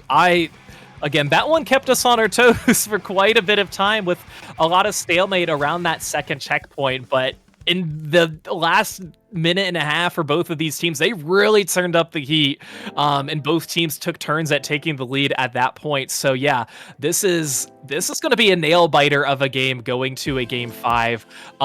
Splat zones at that, we saw just so much back and forth between these two teams. I really love seeing it so far. It's going to be a lot of fun. We're going to Mahi Mahi Resort here for game 5 too. So man, this is the really good plays by both of these teams. Like, I know I said it before, but they are making these textbook decisions on what they want to do, knowing how to push the objective, knowing when to back up, and really you can tell they are very competitive with each other because they're struggling at the same points of the map.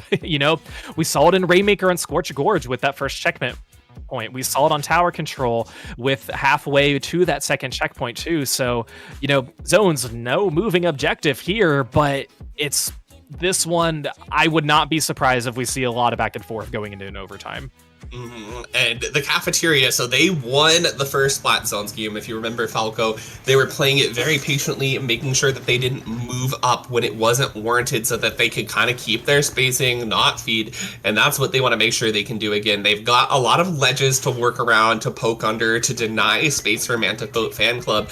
So Manta Boat Fanclub needs to remember that game, remember that they don't need to rush in and drop to their deaths, especially on Mahi, where it's kind of a little bit of a pain to retreat until that water level rises or drops again.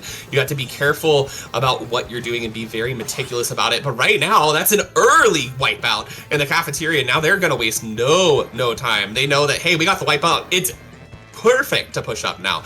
We're not going to play it too safe. We're not going to play it overly safe, right? They know that they need to take that space when they have it. Right, and I love what Milk did just right there. They backed up to use the chumps because they knew it wasn't worth putting it in their spawn. It was worth putting it in a position where they had to push forward so the rest of the teammates can try and get some picks. But unfortunately for them, it wasn't enough. As look at that, a wipeout for Manta Boat Fanclub against the Cafeteria. So they're going to have to try and beat this 55 mark if they want to potentially take the lead so far. And again, we'll talk about the weapon changes here. Caleb back on the blaster, and we have the dually squelchers back on the custom dually squelchers. That is going to be Milk, who is trying to break through, and they're the ones who were using the chumps. So We'll see if this is going to be enough for Manta Boat Fanclub to hold on for the lead, and it is by 1. So again, just how well competitive these two teams are with each other. They are timing everything in sync, Toma. It's really been a back and forth. It absolutely has been. The Cafeteria looking to take the lead here with barely any penalty to chew through. It looks like it's definitely going to happen here, and now Manta Boat Fanclub is forced to try to get in here. They're using this whale to try to displace some members of the Cafeteria moving in. Juice trying to slide into the zone, does have that bubble online to give them a little bit of protection in this fight, and they try to get the paint down on the zone, but are going to go down. Now it's just Karma. The Crab somehow recaps that zone, holds control of it, finds another pick too. Karma is just putting in a lot of work here in the moment, providing some jumps in as well. Means that the Cafeteria isn't going to be as far back while trying to make this retake. Yeah, and we'll see if it's going to work. Again, quite a bit of penalty points for both of these teams, but luckily for Manta Boat Fanclub, they don't have a ton. Karma here with the Shark, able to take out Juice. They're going to be trying to take out, I can't even see who that was. It may have been maybe Caleb there who went down, unfortunately. But the Cafeteria, they're, again, quite a few penalty points they have to get through, but they do have a decent lead here, and Karma has just really been whipping out these crabs as they're trying to help their teammates get some of these picks, and it's really been working out for them. But with all that being said, Manta Boat Fanclub back in control. Agents able to take down Karma. One player, that's going to be a delayed wipe against the Cafeteria. So Manta Boat Fanclub wouldn't be surprised if they're able to take the lead in this position here, but they need to paint and push up if they want to make sure that's going to happen. Yeah, they're going to have to do so, especially as you let the Cafeteria get specials coming back out here as well. We do see this lead change, but still plenty of time left in this game for the Cafeteria to get back in as long as they play this right. But going 2 down, that's a bit scary, Falco. Now you're going to be putting out these chumps, trying to get back here into the zone as your team members respawn. There's not a lot of time here left to work with it. Brendan trying to go in here, trying to see if they can find a pick. They need to get paint on this zone, but they're not going to be able to do so. Manta Boat Fanclub going to be closing that off, and Falco, what a set. What a set indeed. That was, oh my goodness. They really turned up the heat during that game. And again, they lost game 1, which was Splat Zones. They honestly lost pretty decisively against against their opponents, against Cafeteria. And it was like almost night and day in that situation. You know, you go from losing game 1, and then you go to your opponents having a DC in game 2, which is not a super convincing win at that, and really just learning from your mistakes in games 3, 4, and then eventually game 5. Manta Boat Fanclub, they deserve that win with how well that they played against each other. In the Cafeteria, they were a really, really strong team. And keep in mind, Manta Boat Fanclub, they are seeded number 22 in this tournament. 22! And they are moving on to the finals. And of course, they're going to be facing the team that won the qualifier last week, continuing to try and keep up their streak. That's going to be Chocolate Milkshake. So it's going to be a really uphill battle for them if Manta Boat Fanclub wants to get this momentum going, but you did it against the number 7 seed, the Cafeteria, and at that, I feel like they were maybe underseeded based on how well they played too.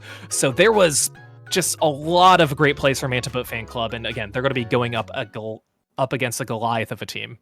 Oh, absolutely. And I mean, the Cafeteria, I think that's a team we're going to see again in the next qualifier. A team that's coming not just, I mean, Scap sent a lovely image that came from Karma, and it's that the Cafeteria, they're not here just to qualify. They're not aiming just to qualify for those finals, but they want to win a qual, and I think that they showed today they definitely have that potential in them. So I'm really excited to see the Cafeteria back for Qualifier 3.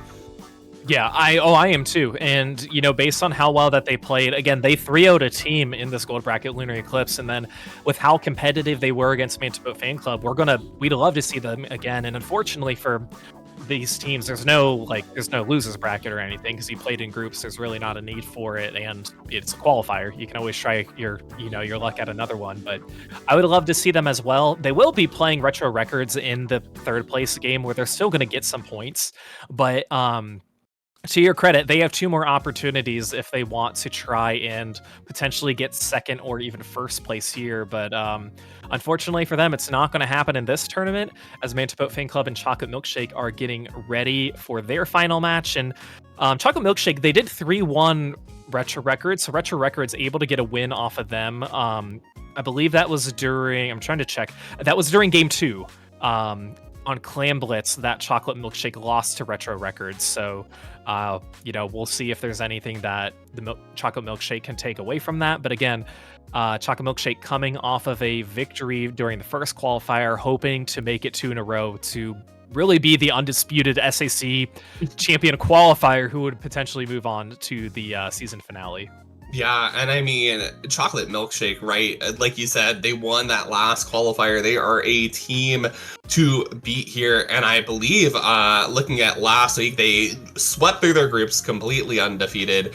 They went on to the bracket where they did drop a few games, but it's not like they're losing to teams often. It's not like they're, dropping a whole lot of things. Most of their sets are 3-0. So even taking a game there off them, really, really impressive. Shows the strength of Retro Records, another team that I'm excited to see come back and potentially qualify for the season finals.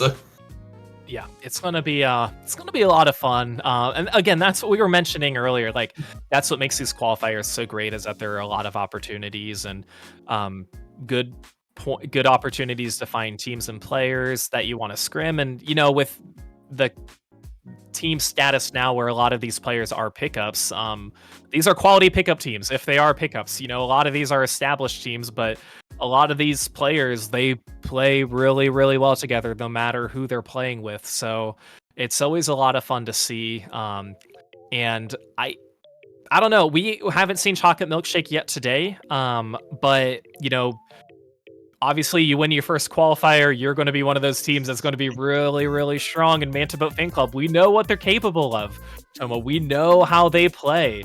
Yeah, this is going to be a good one. Yeah, I will note, so like I said, in Qualifier 1, they swept their group 12-0, dropping no games, but this week, they were 3-1. Lunar Eclipse did take that top position in that group. So, maybe these beasts feeling a little bit of pressure. They went down, they dropped 2 games to Lunar Eclipse there. Looking in, I think they dropped at least one more. They dropped a game to Hatsune. What is this? Hatsune Michael Learns the ABCs. So there, right now, I think if you're looking for an opportunity to try to get in there, try to dethrone them, capitalize on some momentum today, Manta Boat Fanclub, and see if you can take that win. Yeah, I mean, again, they didn't play as many games. I don't know if they had a bye. It looks like they may have, but obviously if you're the number 1 seed, that's not to be unexpected. But yeah, they have a pretty strong record going into this set. And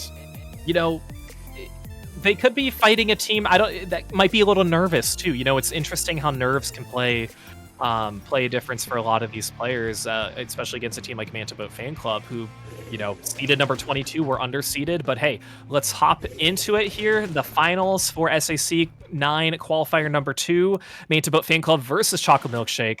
Let's take a look at these comps, and it looks like Chocolate Milkshake running with, what we are expecting, 2 shooters, a pencil, and a blaster. And again, Manta Boat Fanclub keeping that same comp that we saw before. Yeah, I mean, very, very standard comp setup out of Chocolate Milkshake. Exactly what you kind of expect to see here at this level at SAC. And they're going to find an early 2 down on that zone, but they go 2 for 2. And it looks like it actually might be Manta Fanclub that's fighting here to try to take that. Well, Commentators curse as soon as I say that Chocolate Milkshake is actually the one that ends up with that cap.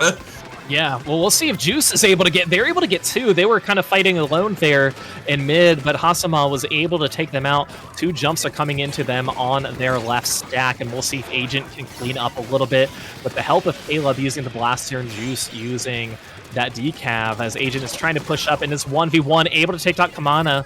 And, Manta Boat Fanclub, once again, this is their first opportunity that they've had the zone, able to try and push up. Unfortunately for them, it's not been very long, as Chocolate Milkshake able to take that zone back pretty quickly and able to get some key picks too. Yeah, those are great picks for them there. Falco looking here. They're trying to see if they can pick off Juice moving on the side, but Juice actually is the one who walks out victorious there, looking to try to get this zone cap here. They're going to be able to do so for Manta Boat Fanclub. Juice looking into trying to take another fight, but unfortunately going down to that wave breaker as Chocolate Milkshake. Again, they just have so much paint, especially thanks to that pencil, that they flip this zone so fast, Falco. Yeah, they certainly have, and you know, when you, especially in a stage like Macro Mart, where you just know where you need to paint and where you want to throw your specials and try and cap the zone, it's going to make it that much easier. But Chocolate Milkshake, once again, just, you know, picking up where they left off, getting some good picks here. Can they take out Juice? No, Juice is able to get that pick and able to take out 2 as they're trying to take out the pencil. And Hazama, Juice is on a tear here this game as they get juiced up themselves to try and pick this up. Can they get that quad? Chasing out Zephyr to try and do it, but they're out of penalty points right now. Manta Boat Fanclub getting past that 80 mark, but once again, a lot of points that they'll want to try and get to if they want to take the lead. As Syri is going to be taken out by the Blaster player on Chocolate Milkshake. 3 are going to go down on Manta Boat Fanclub. So Chocolate Milkshake now, once again, trying to get rid of a few of their penalty points and take care of some of these ledges and lock out Manta Boat Fanclub.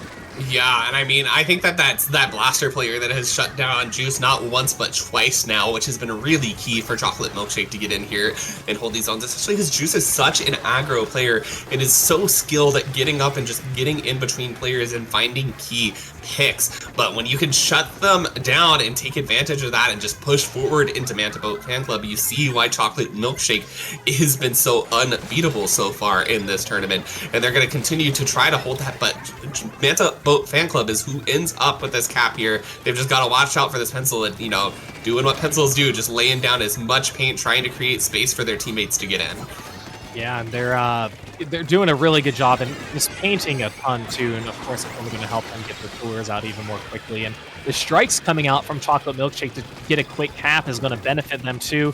Again, a lot of kind of skirmishy setups here, a lot of 1v2s that are happening. Zephyus is going for a pretty good flank here. Are they able to take out anybody? No, they're going to be setting up the wall, which basically is a huge target on their back at that point, but they are able to stay alive, and honestly that's going to serve as a distraction once again as Manta Boat Fanclub struggling to hop back in, but they are able to take out a few players. So Juice is going to be using that bubble in the zone.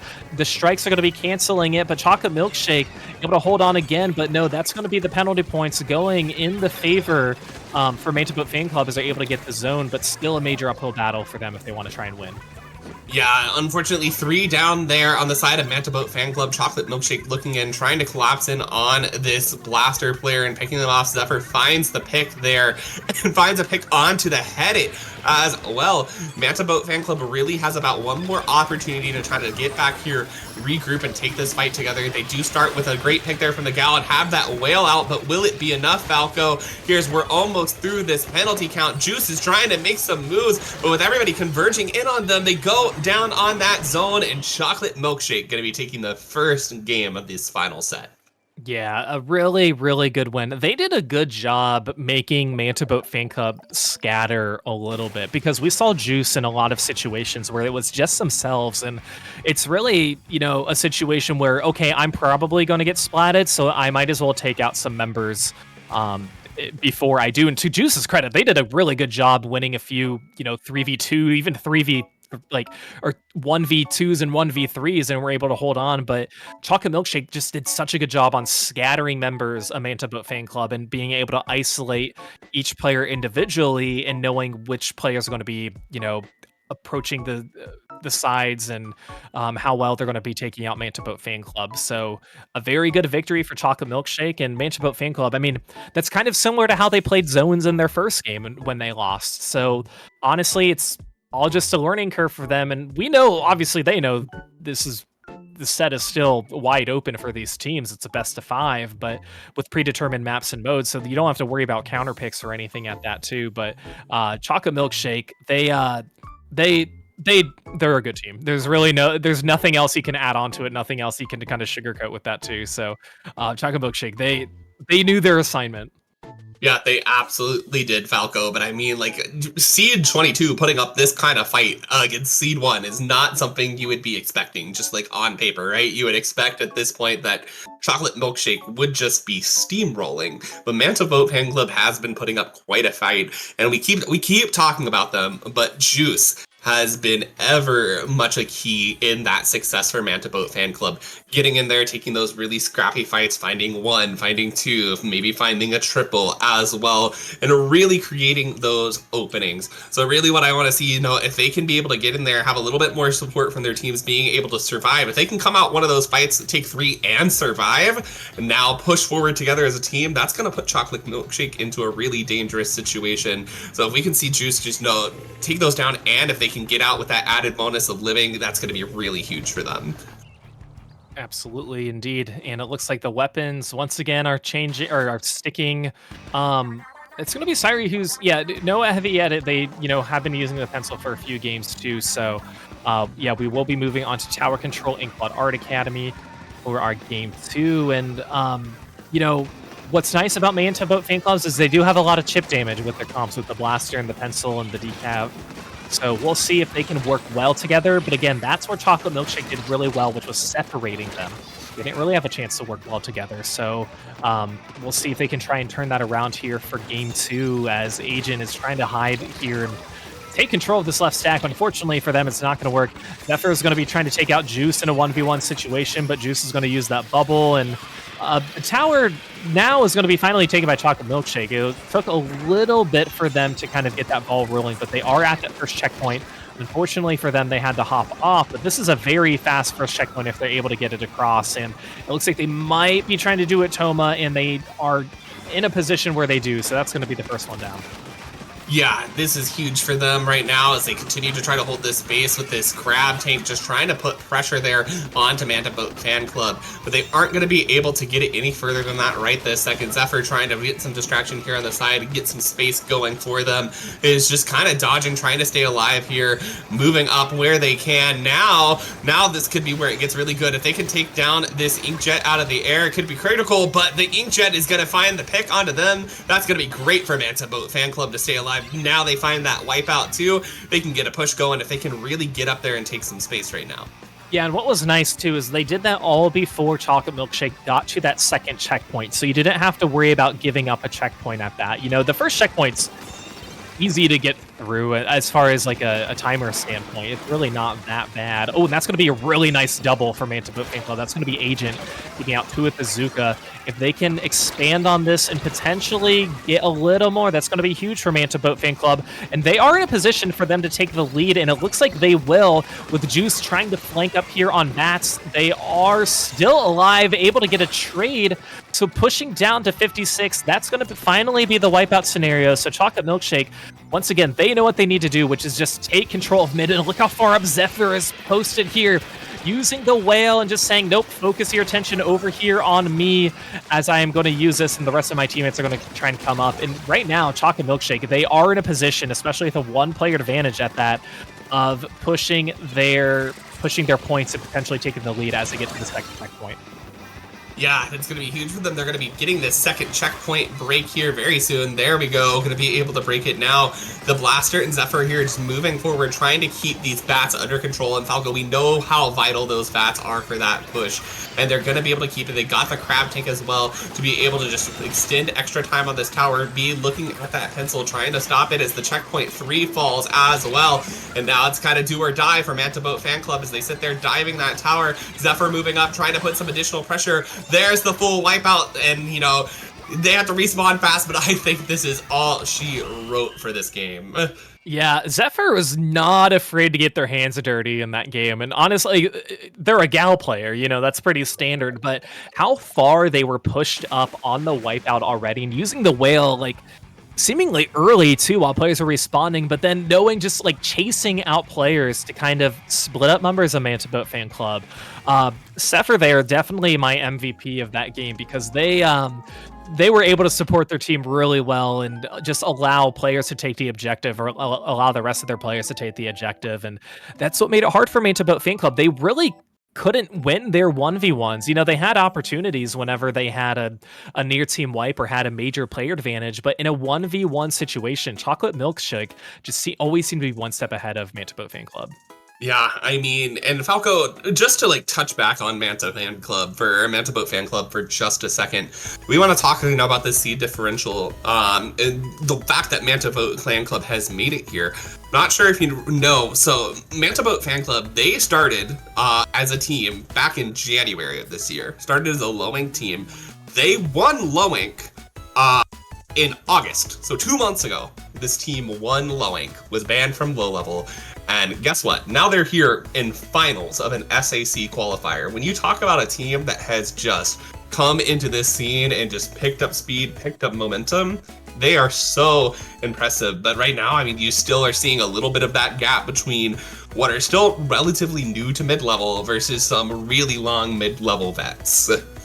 Especially with how high the skill ceiling, the skill cap is for this tournament. You know, on paper, the only requirements are that you didn't play in Div X or are at Div X caliber. So pushing up, like there's room for so many teams, and the fact that they're in the finals for this tournament is really just speaking to how well, like you mentioned, how well they've been playing.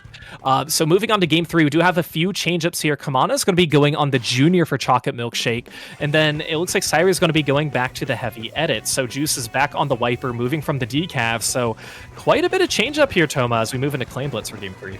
And what I love to see is the junior here. My like little support brain is like, brr, junior. I love to see when it gets played. Love to see it coming out on the side of Chocolate Milkshake. But right now, Chocolate Milkshake is in a little bit of danger as you see Manta Boat Fanclub just rushing up there into their base. Not quite able to do anything as they don't have the clams yet to be able to make a score.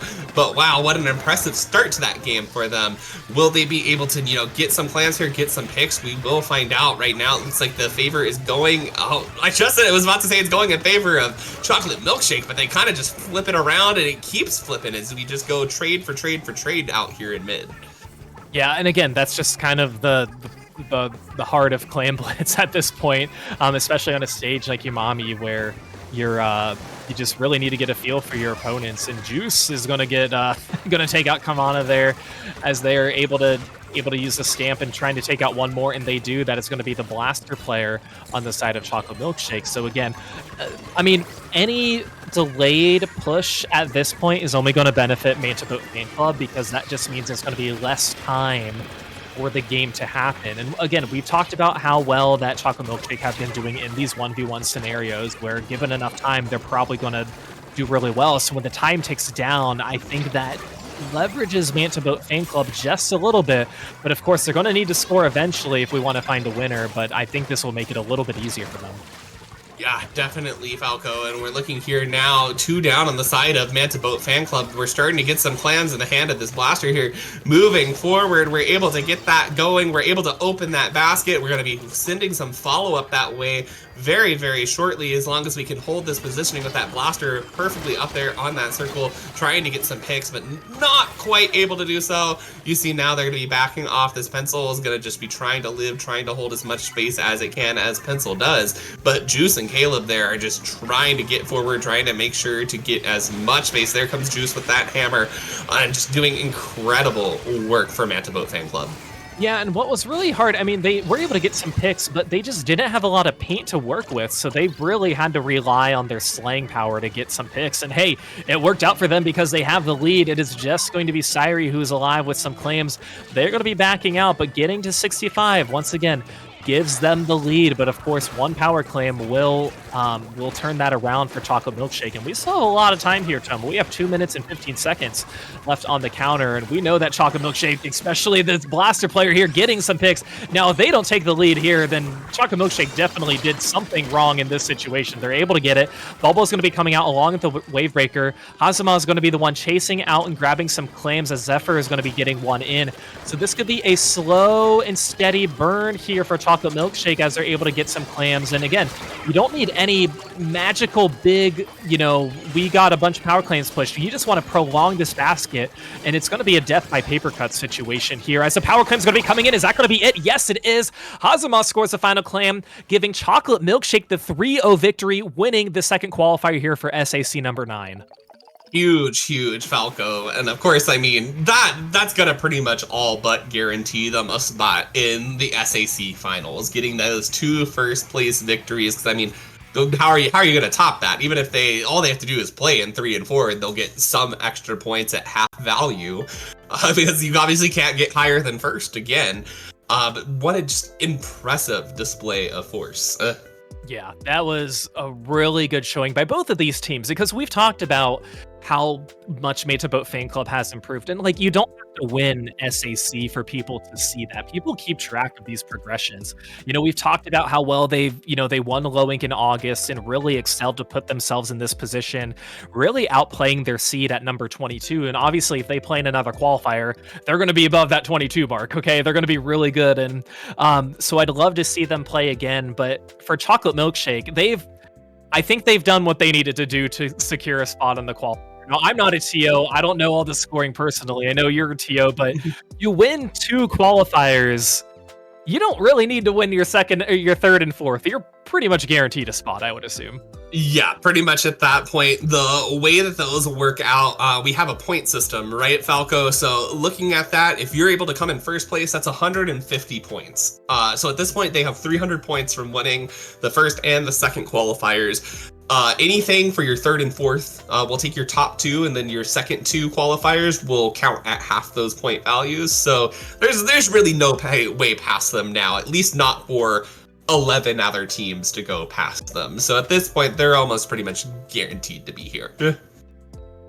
Yeah, I would imagine too. And again, there were so many strong teams that came out today to play, and obviously it's a very busy Splatoon day in general. I feel like fall always has that.